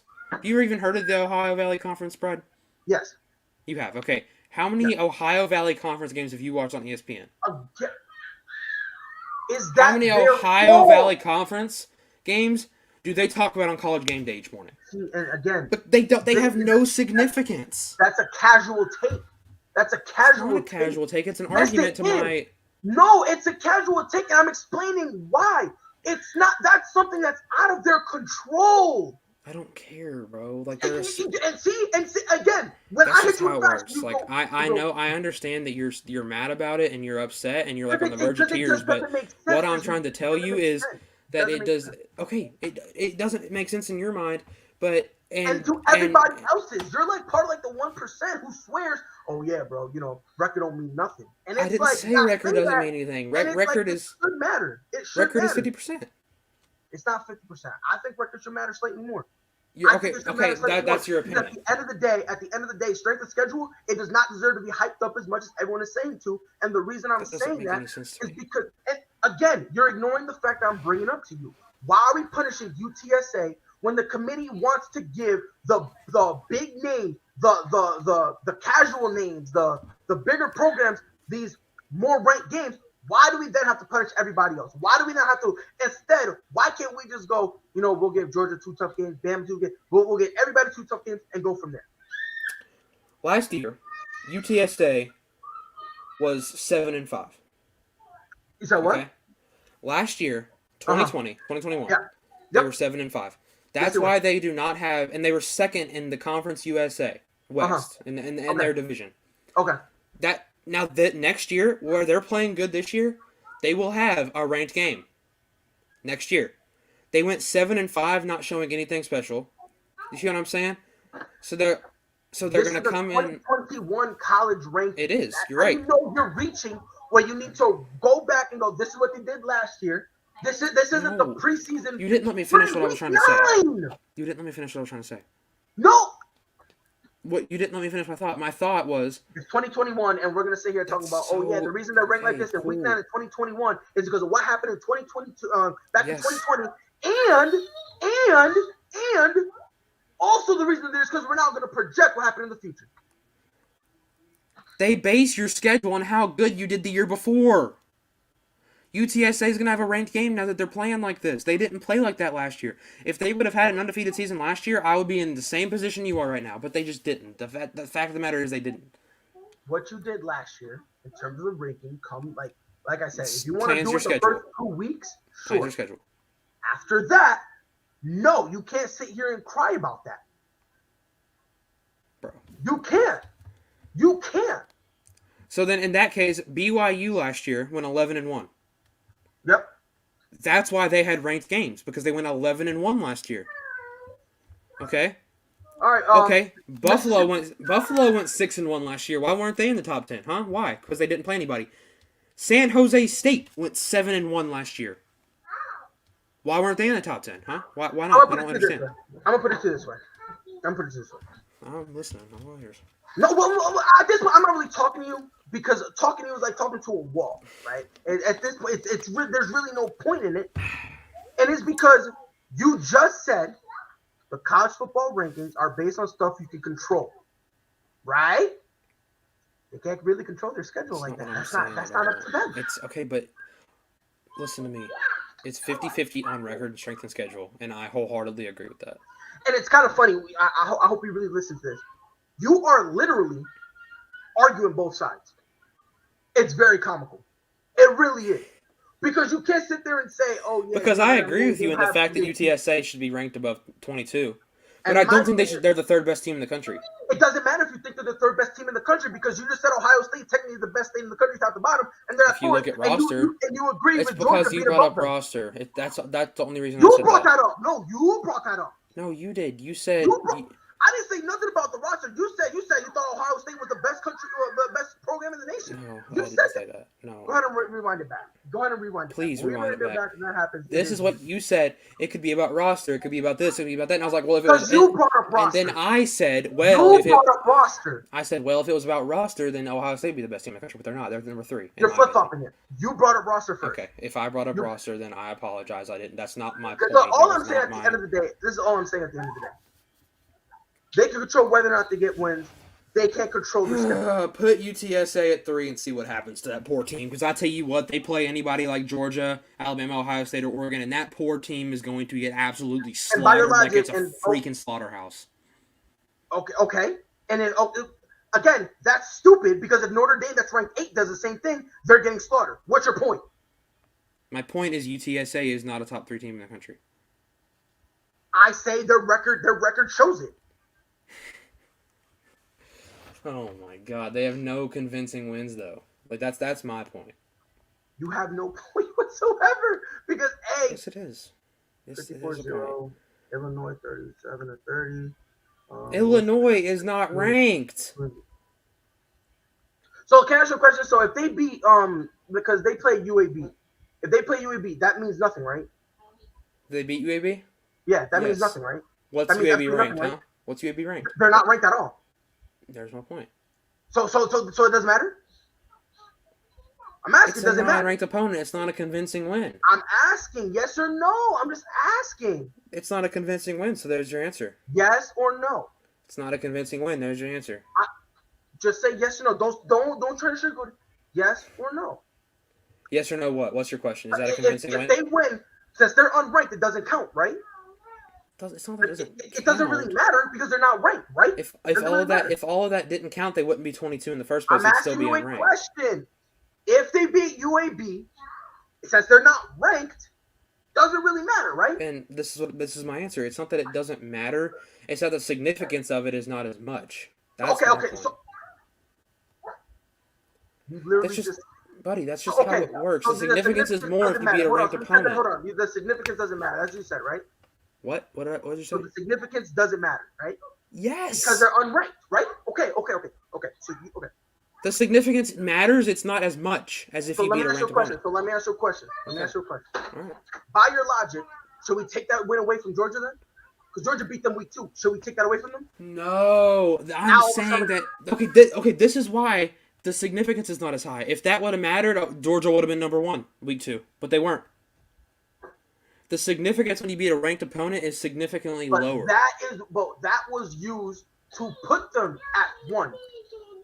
No, that they win got one was like week you- 7 or week 8. And what was the reason for it? Because they've been dominating all year, and they named UBA as one of the And teams. Alabama lost. Smoking forever, man. That's You know. why. Wow. Bama lost. That's why they're number 1. At this, I don't know. Listen, we're gonna No, agree no, to no, disagree no. here. I'm And- not. I'm In not. my opinion, strength of schedule is big because it shows the significance of each win. If you don't have a major significance behind your wins, there's no reason you need to be top 10. That's my opinion. I think that you need to earn it. You need to earn it. There's only 25 ranked teams in the country, but you got to earn it. Yes, you have to earn it. I'm not talking about the top 25. I'm talking about the top 4 more than anything because I think it's absolutely delusional that you think that they're a top 4 team. I never said they should be. Yes, you did. You literally said they were number 3. Rewind it and play back for them. You said No, UTSA was the they third best should be team in the in country. contention. I said they should be in the conversation for it. You said they were number 3. It came out of your What mouth. about You said Go, matter of fact, go ask Dante. Because I personally feel like they're in contention for it. Because when you came in, me and Dante both okay. said, If you said they're not number 3, then what is their ranking? me and Dante said the same thing. 15, 16. You literally said just as when we started this conversation, UTSA was the third best team in the country. Now you're switching up on yourself. Do me a favor. Because the thing is, you don't even remember what you said, so I don't know how I expect you to remember what I said. Go back Bro. to read it. I never said they were the third best. Yes, Never you did. they You were the said third number best. 1 was Georgia. You said who did you say number 2 was? You said I number said- 2 was I said, Cincinnati. oh, see, now you're switching it. That's cute. No, That's you told cute. you That's told cute. You're switching it. I said the 3 teams that are undefeated are Georgia, Cincinnati, and you said of those undefeated teams, how would you rank them? And I said of those 3 undefeated teams, I had Georgia at 1, Cincy at 2, and I had UTSA at 3. You said of those 3 because I said they were undefeated, but it's all right. No, but I said with your this is what went down. Okay, I said with your logic, what is your rankings? You said Go look at Rio's I comment. He said said based UTSA on- over Bama ? Question mark. I said based on record, and and again, I didn't say that because I didn't Oh, okay. mention Bama. Come on, bro, you're reaching so bad. You're Okay. fumbling because you I did- didn't mention Bama. I didn't mention Bama. You're the one who was trying to inject Bama in the conversation. Bama's and number I'm 2. talking about the 3 undefeated teams. See, I misunderstood you. I thought you were ranking the team. So if you're ranking right now, give me just off the top of your head. You don't have any like stats in front of So you. you're telling me based on on what they're talking about, where I would put UTSA. Okay, listen, no, because you have a different what you think is my different than world- the committee. In my world, And that's okay. I think records should matter. Okay. I think records should be number 1 thing you look at. All right, Then so after that, you can dive deep into it. okay. With that being said, what's your top 5 teams right now? My top 5. Just off the because you don't have any just off the top of your head. Georgia Like, at 1. right. I have Georgia at 1. I'll put Cincy At- at 3. Okay. Who's the I'll 2? be honest with you, Cincy and Alabama for me is close. I think Cincy is that good. I like them. Put whoever you want, 2 or 3. I don't. It doesn't. Okay, so all right, we'll say Cincy 2, I Bama say 3. Cincy, We'll say Bama that. 3, and then at 4, I'll put Ohio State. All right. Who's your Yeah, 5? at 4, Ohio State. I'm not a fan of Oregon. I think they're. Neither do I. I think they're a fluke. To me, I I don't think people they're as good as people want them to I be. agree. and then Michigan, not State, Michigan. No. Okay. Yeah, Michigan. Who Michigan 6. Yeah, Michigan. Or 5. Sorry. At 5, and Michigan is who beat Michigan State because they're both 9-1. Correct. Michigan State lost to Purdue. Yes, which I don't get how Michigan State is above because Yeah, that doesn't make any sense to me either. That. But that's my thing. In terms of how I would legitimately rank UTSA, I think they deserve to be a top 15 or even a top 10. I don't agree with top 10. I agree with top 15. I put them at 10. That's just me because I feel like the record should matter. You know what I mean? My whole thing when it comes to this whole thing, if you look first at the schedule, I feel like it's messed up to do that because not everyone gets a hard team. Like not everyone gets a hard road, and I don't think it's fair to punish them for it. So if I had to give you my top 5, I'll just give you my top 10 because I have the list right here. You know what I mean? Go ahead. Number 1 is Alabama. I'm just joking. Number 1's Georgia. Georgia's at 1. After that, there's many question marks. I feel like because right. And I'm gonna say number 2 is Alabama. That's fine. Number 3, I'm gonna say Ohio State. Okay. I'm gonna put Cincy at 4. Okay. Michigan 5. Because I got Michigan State right behind Michigan. Okay. Michigan 5. Mm-hmm. See, I almost want to put Oklahoma State there, but that's a big jump. They love. I mean, if you want to put them at 10, I wouldn't be mad. I'll say Michigan 5. Drop more because they lost to BYU, was it? Who? Oklahoma State? They lost to Iowa State, I believe. Or no, it was Oklahoma. It was Oklahoma that lost to BYU. To BYU, yeah.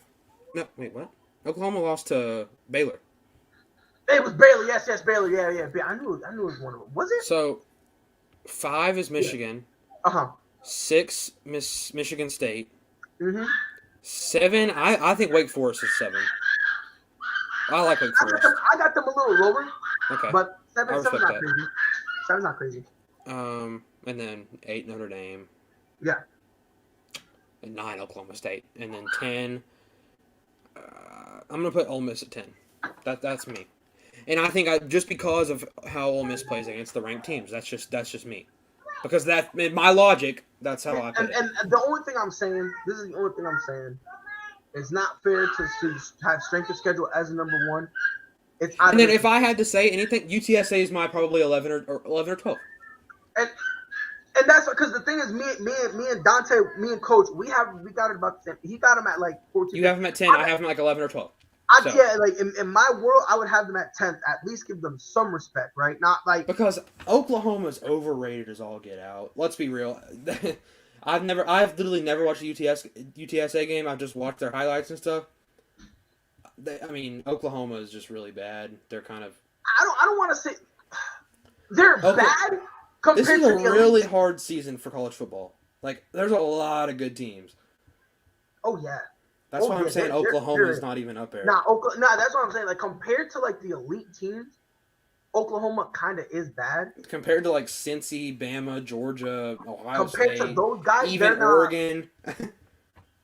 I'll be honest with you. I like Oklahoma over Oregon. Really, I like Oregon over Oklahoma. But to me, that's a toss-up. That really can't. To me, that's a toss-up. A lot of people like Oregon better. I don't know. I don't know. I just like Oregon better because of Oklahoma State's close. And that's where I think they've played bad teams and had close games. That's where I don't think Oklahoma is as good of a team as Oregon. But we're gonna agree. And that's just because we have 2 different policies on what we rank them on. That's all that is. Because my only thing is like, because it's easy just to say strength of schedule, because if you say that, it kind of gives the big name program, it gives them an edge, and that's what I don't like about it. Because I'm like, if that's all we're gonna do, see, I think it should be that way. Huh? I think it should be that way. That's just my opinion. I don't think so. Like, I don't think UT Martin should be in competition for top 25 because they're 9-1. That's just my opinion. Right, but my thing is, it gets to a point where if a team is starting to look undefeated, they need some respect. And I just don't think it's very good. And like I said, I'm giving UTSA 11 or 12, and that's. I feel like look, like I said, in my perfect world, people will respect rankings So more. so you still think Alabama is a top 4 team, even with the loss against A&M? Slightly. So do you think Bama so? Say we rank Bama at 3, okay, and they play Cincy in the playoff. Who wins? In the playoffs, Like in the I'm playoff? taking Cincy. I'm really? taking Cincy, but for me, and I'm in the minority when I say this, I think it's close. And I think Alabama wins by 10 plus. I don't think so. I don't. See, the thing about Cincinnati is like, see, they just have to prove it to me that they can beat a good team consistently. You know what I'm saying? Which you know, and like me, like when I watch them, I feel like they're already a good team. You know I'm not saying they're not a good team. I'm just saying. Yeah, no. I know, but what I'm saying is, for me, they don't really need to. The only way they can really prove it at this point is nothing they can do in the regular season. That's going to have to do it in a bowl or the playoff. That's just exactly. They're going to have to get a win in the playoffs so people go, oh, okay. I mean, that might. And not I'm going to say this: enough. the only way since he gets in is if Ohio State loses to Michigan State this week. I think the last 2 games. Or Oregon. Who does Oregon play the last 2 games? I'll tell you right now. I'll tell you right now, but I know. I'm going to tell you if there's any team that I have any speculation, I'm taking them over Oregon. Yeah, because the thing is I'm not high on Oregon. I'm surprised they even beat Ohio State. I think that was just a fluke game. So you said Oregon. Oregon? Yeah. Oh, by the way, Ohio, they play Michigan. And then Michigan State. Or Michigan State and then Michigan, something like that. Yes, Michigan State, then Michigan, which is funny. See, okay. You said Ohio? Yeah. See, that's those are big wins. Those two, they're going to need it because, dare I say, those games might have implications with their playoffs. Alabama might not even, if they win both of those, they might jump Bama for 2. Because Bama's playing Arkansas and Auburn. Not even close to Michigan State. Nah, they won't. You don't think they'll jump Bama? No. I don't know. If Bama splits, yes. But if they I don't think Bama's going to split, though. I don't think Bama's going to split. No. Let's talk about UFC, shall we? yeah. We kind of got a little. No, 100% Gaethje. Yeah, and let me say I think this is going to be Gaethje's last shot, though. I do. I agree. I think this is it for him. He needs to make it work. I think he's in the same situation Colby Covington was in 2 weeks ago. Dare I say, I think it's worse. Yes, yeah. I think it's even worse. And I think it's. And let me tell you why. I think it's because sorry. Go ahead. No, go ahead. I think it's because lightweight is like there's so many young up and comers. Exactly. Like that's why I think Gaethje, he's got to win this. Yes, that's the problem with Gaethje. Like, there's a whole bunch of young guys nipping at his heels. That's what I'm saying. saying. To make it work. Michael Chandler's sitting there too. I love that guy. Same. Yeah, both of them, they need to make it work. So Justin Gaethje, not Justin Gaethje. What am I talking about? Dustin Poirier and Charles Oliveira. Premature prediction. It's November 18th. We got about a month. Oh, Islam should fight Chandler. Look at that boy. Yeah, I wish you were here about an hour ago. Yeah, but we were saying that too. Thing. We said the same thing. I mean, maybe Darush, but I don't think that makes much sense. I think you got to see that. I think the best fight is Islam. Is Islam and Chandler. I think 100%. that's the perfect fight. But in terms of like early predictions, about a month out. I'm gonna go. Give me a little breakdown too while you're at it, bro. Come on now. Why not? Give me some little stuff. Come on. Why not? Let me break this shit down. Let me give you my thoughts real quick. Wait. Because I'm gonna tell you this right now. I think we had this conversation like about a month ago. We did. It was super brief. Though. Hold on. Islam versus Darush makes the most sense. Rio, do me a favor. I want you to type it because to me, I don't see it. I don't either. Maybe I want you to type it. Explain why. Because if you explain why, we look at it from a different angle. Yes. Maybe it'll make some sense. Maybe. Here, while you look that up, let me tell you why I believe. Oh, here we go. What we got here? Stalker. Anyway, so what did he say? What were we talking about again? I think the 4 and the 5 makes more sense. Yes. Simply because Dariush had a very, very, very dominating win over Ferguson. So I think he is already kind of there, and he's like, I'm here to stay. While Islam and Chandler, sure he dominated Dan Hooker, but he's new into this top 5. He's new to this thing, so he's got to prove that he needs to stay. That's why, and Chandler's coming off a loss. I think that's why it makes the most sense. This guy thinks Okay. Islam makes the most sense. So okay. So the logic they're Okay. using, Anthony and And Rio are I respect using, that. I understand that. is the fact that since he's third, it would make more sense. And then I sorry. get that. I do. But the reason I think Chandler makes a little bit more sense is because this is like Chandler needs to fight somebody Yes. to prove that, he needs to fight one of these young up and comers. He needs to fight a top 5 to show that he's worth being top 5. To prove that I still deserve to hold on my spot. Because you got to think he's off two losses now. Right, and Islam needs to fight a guy like Chandler who has an impressive career, who already had a title fight, to get the win, to prove that he deserves to be not only in the top 5, but that he deserves a title shot. Now, exactly. The argument you guys are making, since it's valid. It's a valid argument. Yeah, and I get it. I get it. Chandler versus Islam would be badass. It would be awesome. It would love be. That. It really would be. But on top of that, Michael Chandler will bang with you. Yeah. It will bang, and it'll also show us. And that's why I want to see Chandler Poirier. I want to see Chandler Poirier so bad. Like, that's literally my dream fight. That's my dream. Dana, give it to us and we'll leave you alone. I promise. For real. Yeah, I will never say anything about Uncle Dana. I'll never say anything. Uncle Bobby Dana, I will never say anything else. Listen, man, that whole Dana White privilege, Dana, I know it annoys you. I'll stop saying it. Just give me what I want. I'm gonna be every time Dana doesn't give me what I want, and I'm gonna be a petulant child, I'm gonna start screaming Dana White privilege. Because it annoys him, so I'm gonna start screaming until I get what he wants. Like, Dana White privilege, Dana White privilege. Like, exactly. Shut up. Just like that. I need you to do it just like that, and he will finally give us what we want. Yeah, until he finally gives it to us. You know what I mean? But in order, because I do, when it comes to Charles Oliveira, and I want to hear you. Who do you think is gonna win? I think it's unique because the fights coming up to Poirier's title shot have been Conor McGregor twice, and Conor McGregor twice, right? Yeah. That was his last fight. Okay, and they're both kickboxers, both kind of brawler guys. With that being said, we've not seen him.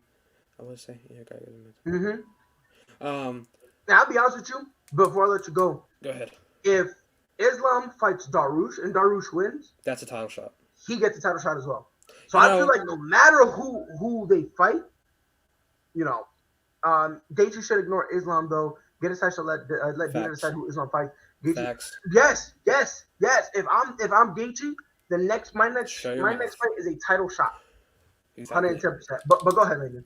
So, I was saying it's an interesting matchup because we've seen Poirier beat McGregor, who is a washed-up kickboxer.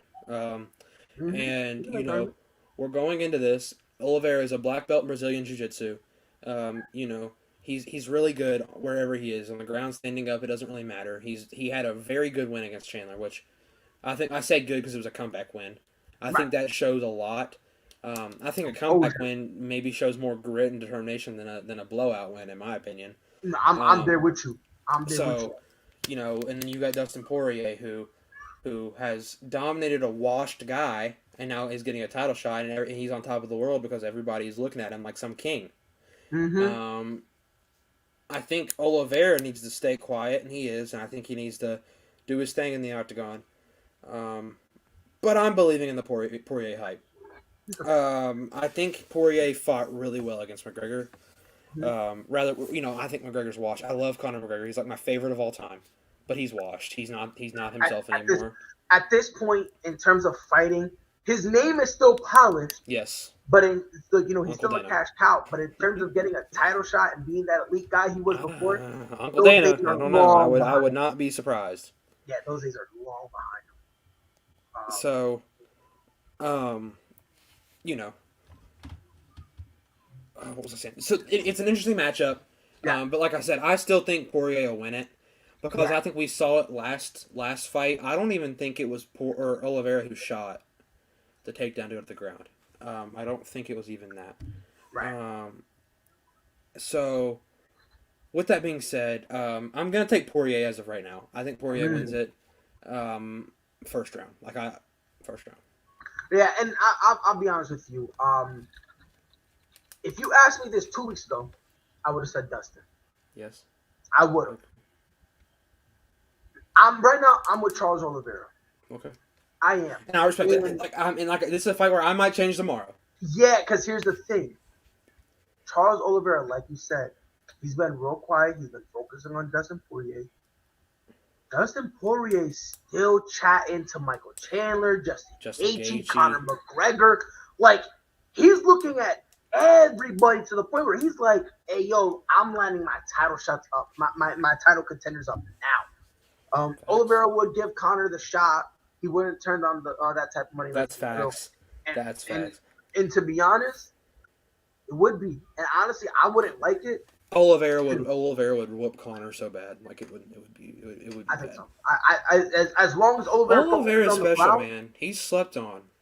As long as he works his Brazilian jiu-jitsu, Conor. That's what I'm saying with this fight. He's got to work that jiu-jitsu. Into a title shot. Well, Damien, here's the thing. It really isn't the fact that he's got to buy his way into the title shot. It's really not that. Like, it's to the point where, like, because his name is to hold weight, they'll go. And Rio, you said he's not going out of his way. In the interviews, no. But on Twitter, it's unnecessary. He's going wild on these. He's pulling Let me pull up right now. He probably deleted them. No, I can go to ESPN MMA's Instagram. Let's see. They post everything about this man. Hold on. Because if you're gonna go on Dustin's thing, because he kind of deletes a lot of them now. That's what I'm saying. Okay, here we go. I've got this with Conor McGregor. Okay, Conor McGregor was chirping at Poirier. Yep. Said his head was sore, my leg was sore. I feel good on that. And that's all Conor McGregor talking smack. But that's going to distract Dustin because Dustin does not like Conor McGregor. Right. There's that.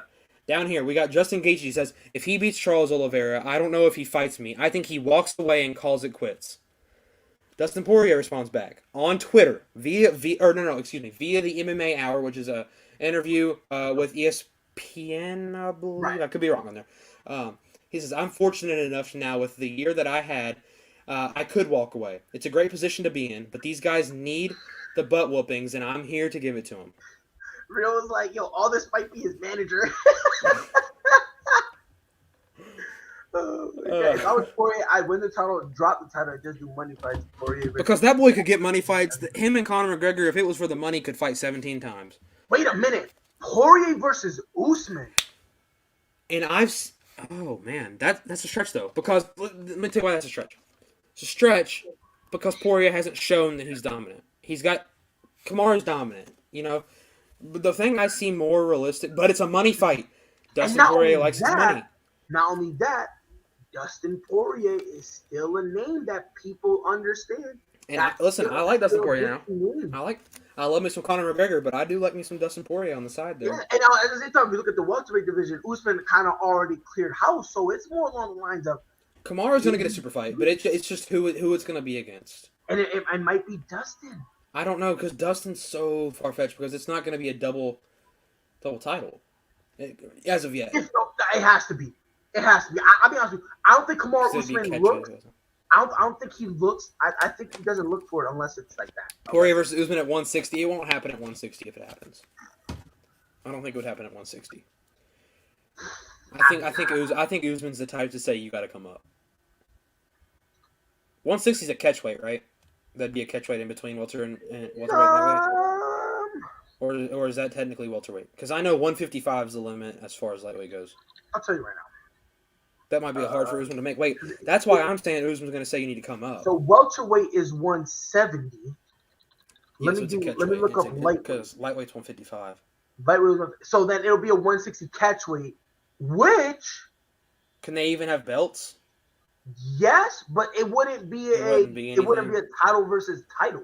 That's what I'm saying. There's no significance. So if both these guys have the title, but I wouldn't mind that. No, I mean, I would love it as a fan. I wouldn't.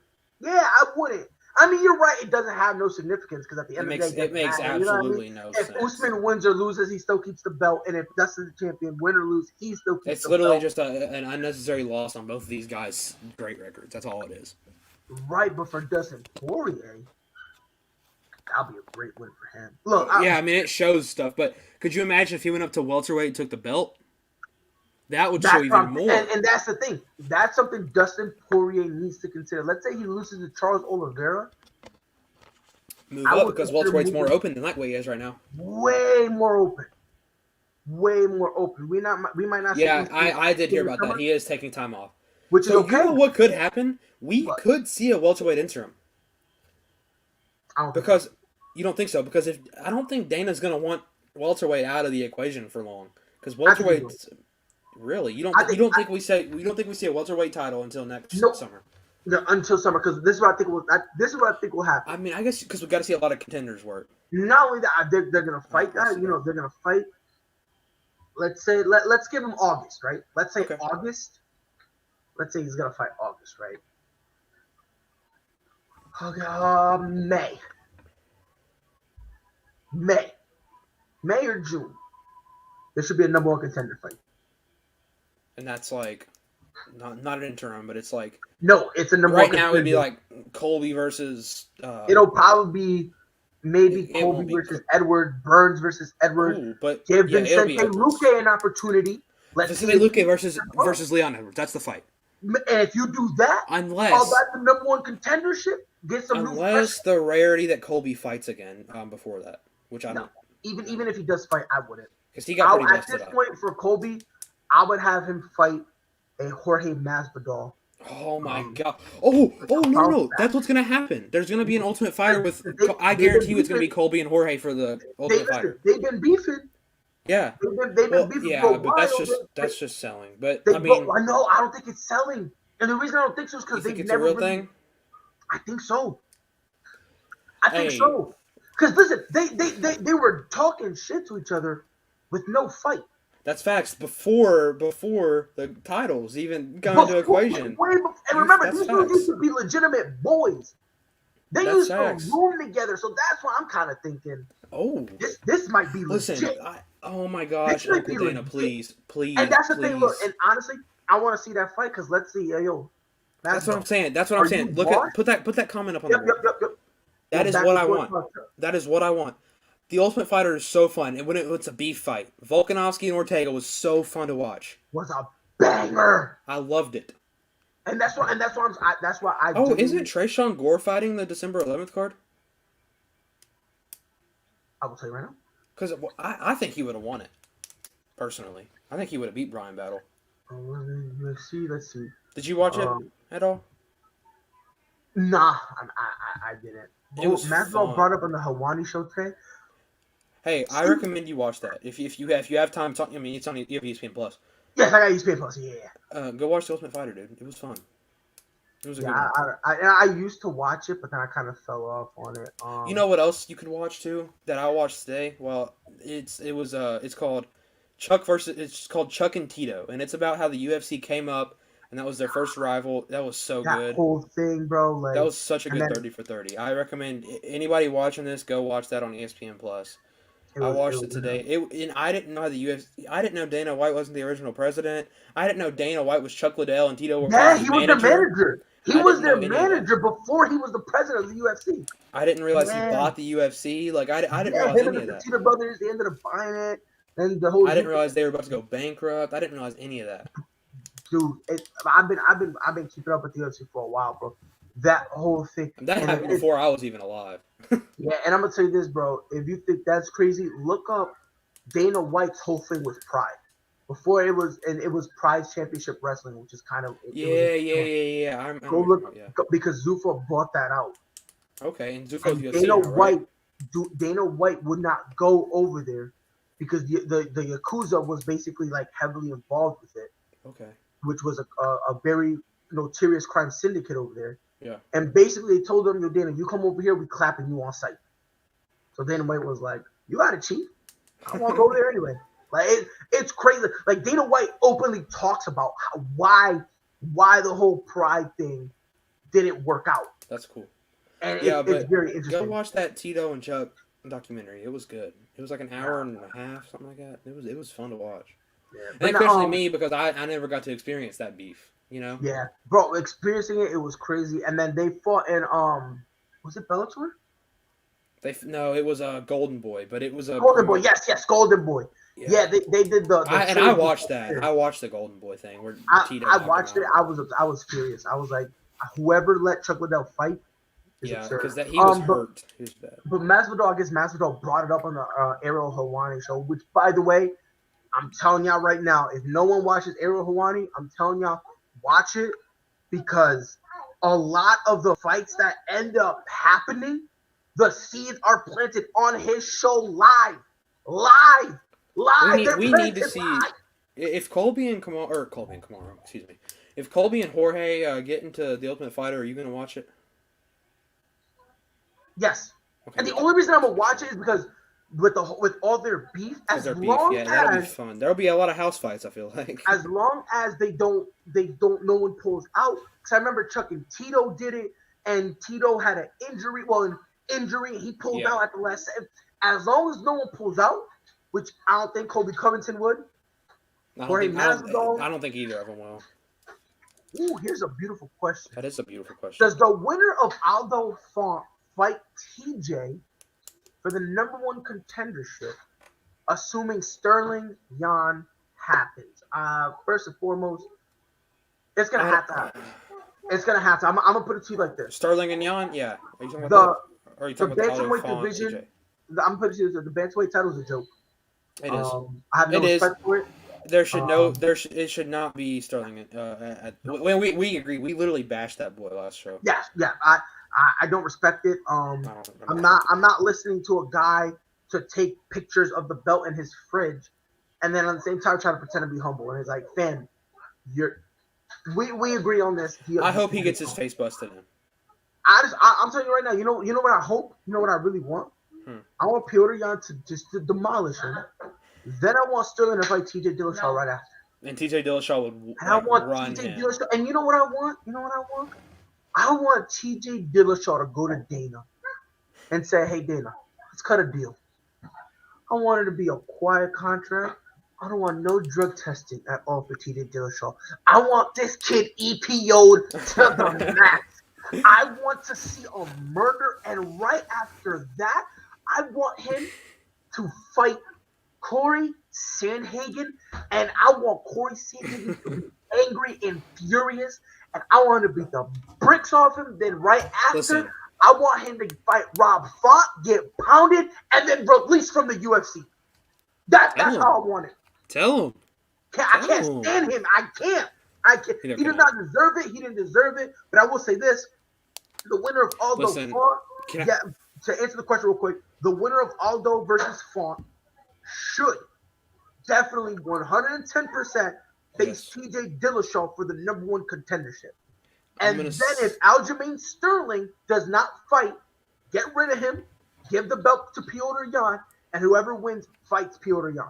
Yes. Oh my gosh, TJ Dillashaw. Oh my.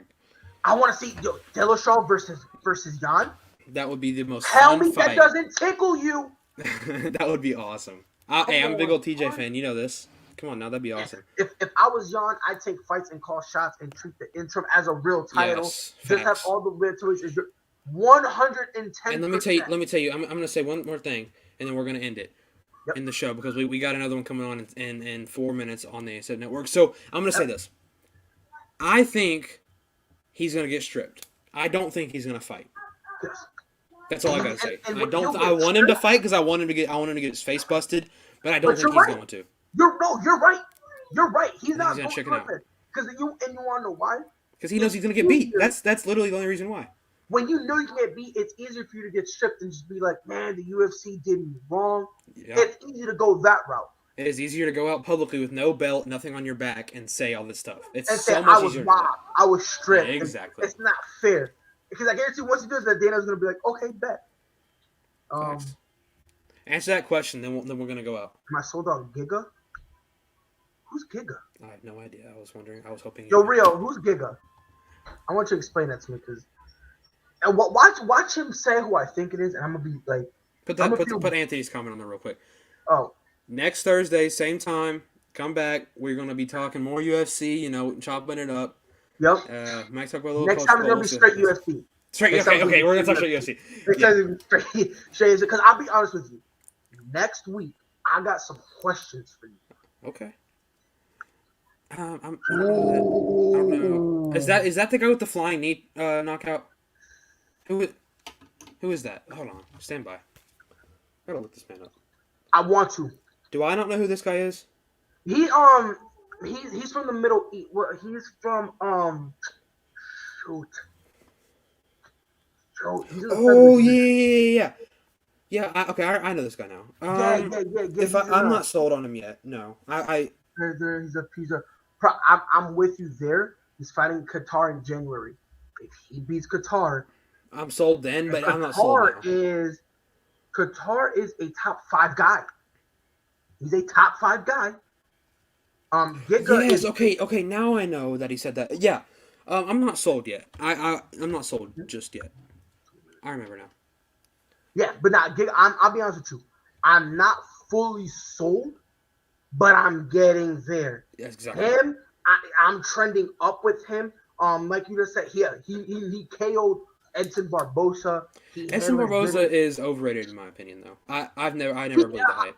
I get what you're saying, but I still think he's good enough where if he still the rankings, the ranking. No, not even just the rankings. I just think him as a fighter right now, he's still good enough that if you get a win over him, it still means something. Yeah. You know, I mean, it's not the end all be all, but it holds some weight to it. I want to see how he does against Qatar. Yes, I will be sold if that happens. Sorry, I did not know who that was at first, and I looked him up, saw his face. Okay. Yeah. But now I'm telling you, I'll be honest. I like this guy. I have him over Qatar. I do. He's gonna get Qatar, because Qatar just lost to Holloway too. His last fight, he lost to Holloway. Thanks. And that's gonna be interesting. I'm with you. I think he beats Qatar. I do. Yeah, he's raw. He is raw. Like, oh my God, he is, and I like him. But before I send this man up to the moon, I want to see how he fights. I want to see how he does against the top 5 guy. Let's see how he is, and we go from there because you know, I mean, yeah, people are calling Qatar out. But it's because of the last performance we saw from both the guys. That's all it is. And sure, he fought Holloway, but still. Yeah, I mean, people expected him to handle his own, and it was not. He didn't. It was ugly. He didn't handle his own. Yeah, 100%. Yeah, it was ugly. But next week we'll be here. You know, hey, we want everybody back because the chat was active, and that made this show 10 times better. I think we're getting our name out there now a little bit. It's a new show. We are. And I'm telling you right now, next week, Landon, there's one question I'm gonna have for you. All right, I'm ready for it. Because I'm curious how. Well, we kind of touched on it before. Oh no, we're not gonna be able to do next week. Why? Because I'm gonna be out of town. Ask a question. We're not in a hurry. Do you have somewhere to be? We got 3 minutes until we hit the 2-hour mark. Ask the question. Let me ask you a question. I'm ready. Last one. We'll make it quick. Usman has been struck. So let's say Usman loses to Covington. Usman's not gonna lose. Oh, like he did last week or 2 weeks ago. Say he did or he does. No, I'm saying because let's say because of the Ultimate Fighter thing. And let's say Colby gets the And let's say Colby beats him, right? He's not going to, but do you think? No, I'm just saying. Let's say for the sake of this argument, he does. Jorge Masvidal. Do you tell him to drop weight and go to lightweight or move up to middle? We talked about this. We picked up a little bit on this last week. Yeah. I think because here's the thing. I think if you can make it, you need to go to lightweight. Think so? Because I'll be honest with you. Me, to lightweight the champion, you can beat the champion, but the road is harder. But if you go to middleweight, you get the shot earlier. But Izzy is so good. Can you beat Izzy? Izzy is so dominant. Like that is the question for me. Like, because I'll be honest with you, outside of Whitaker. Yeah, see, he said Masvidal can't make 55. That's my thing. That's why if he can make it, then do it. But if he can't make it, then you got to go to middleweight. But he can't stay in welterweight because his reign's about done. I'll be honest with you. If he goes to Dana and says, "Yo, I can do it for I want to try for 3 fights," I think he can do it. Yeah. Okay. I think for 3.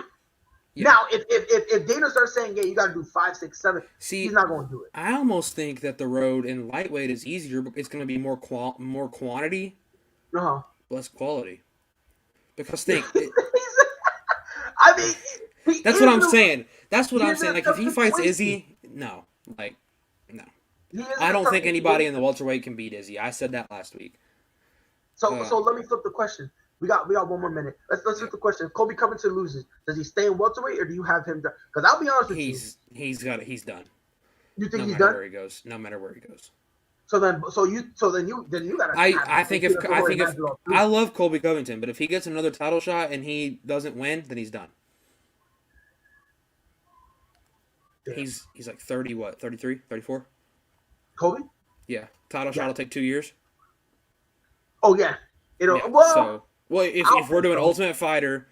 Oh yeah. If he's doing the Ultimate Fighter, it's gonna take 2 years. Minimum. And then he's gonna have to fight one more time. So yeah, That's what I'm saying. So yeah, I think he's done no matter what, and I think he's gonna take the Ultimate Fighter for the money. Oh yeah, definitely. So, if he loses the grudge fight, he loses all his fans. I don't think so. I don't think so. I'll be honest, people liked him because he kind of was a little more humbler. He kind of was just like, I took the L. If y'all hate me, it's cool. It's all love from over here. He took the mask off, and that whole Brazil is a shithole. That was out. We weren't seeing Chaos talk. We weren't seeing Colby Covington speak. Fact. So if he loses, I don't think people. I think a lot of people are in respect for Colby. While we're on that, real quick, after the last fight, because after the fight, he took the L in stride. And that was it. I'm like, you took the L in stride. You took it like he didn't say, "Oh, I won that fight," because he knows he didn't. And him and Usman have had to develop a good respect for each other. Because after the fight, they were kind of like gapping each other up. And Kamaru even said, I think Colby had to go to the hospital. I don't think he could do a post interview. No, he went right to the hospital afterwards. I think he broke his leg or something stupid. Don't take my word on that. But I remember Kamaru, he said something like, when you share almost an hour in the octagon with somebody, you earn respect no matter what.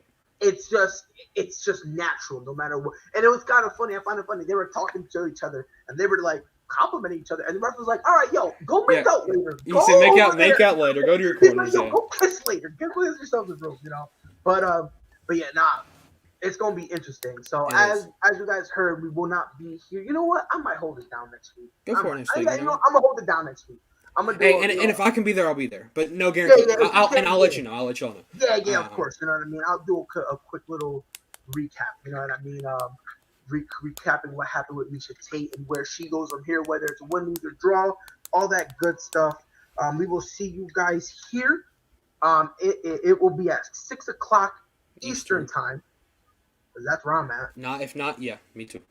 It's not next week, but the next next week. Tune in. Prod will be here. I might be here. Don't take my word for it. The next week though, we'll both be back, and hey, it'll be time for UFC 269 talk And listen, I'm gonna tell you this right now. We're gonna have to do a watch along for that. 100%. And yeah, we're gonna have to do a watch along for that one because that's gonna be a banger right there. But that's enough from us. We've been here for 2 hours now. Yeah, that was 2 hours. You know what I mean? And for some reason, we started to talk college football. It's okay. Why wouldn't you? We didn't have much UFC to cover, and then we got the chat going. It was fun. So. Then we got it going, and then it was like, sheesh, you know what I mean? But we appreciate you guys being here. Yeah, thank you. Swing by next Thursday, 6 p.m. Eastern Standard Time. I'll be here, and we appreciate you guys being here on behalf of Landon. It's your boy Pride. Appreciate you guys being here. We'll see you guys next week. Be safe. Whole sports all plays. Yeah. Whole sports all plays.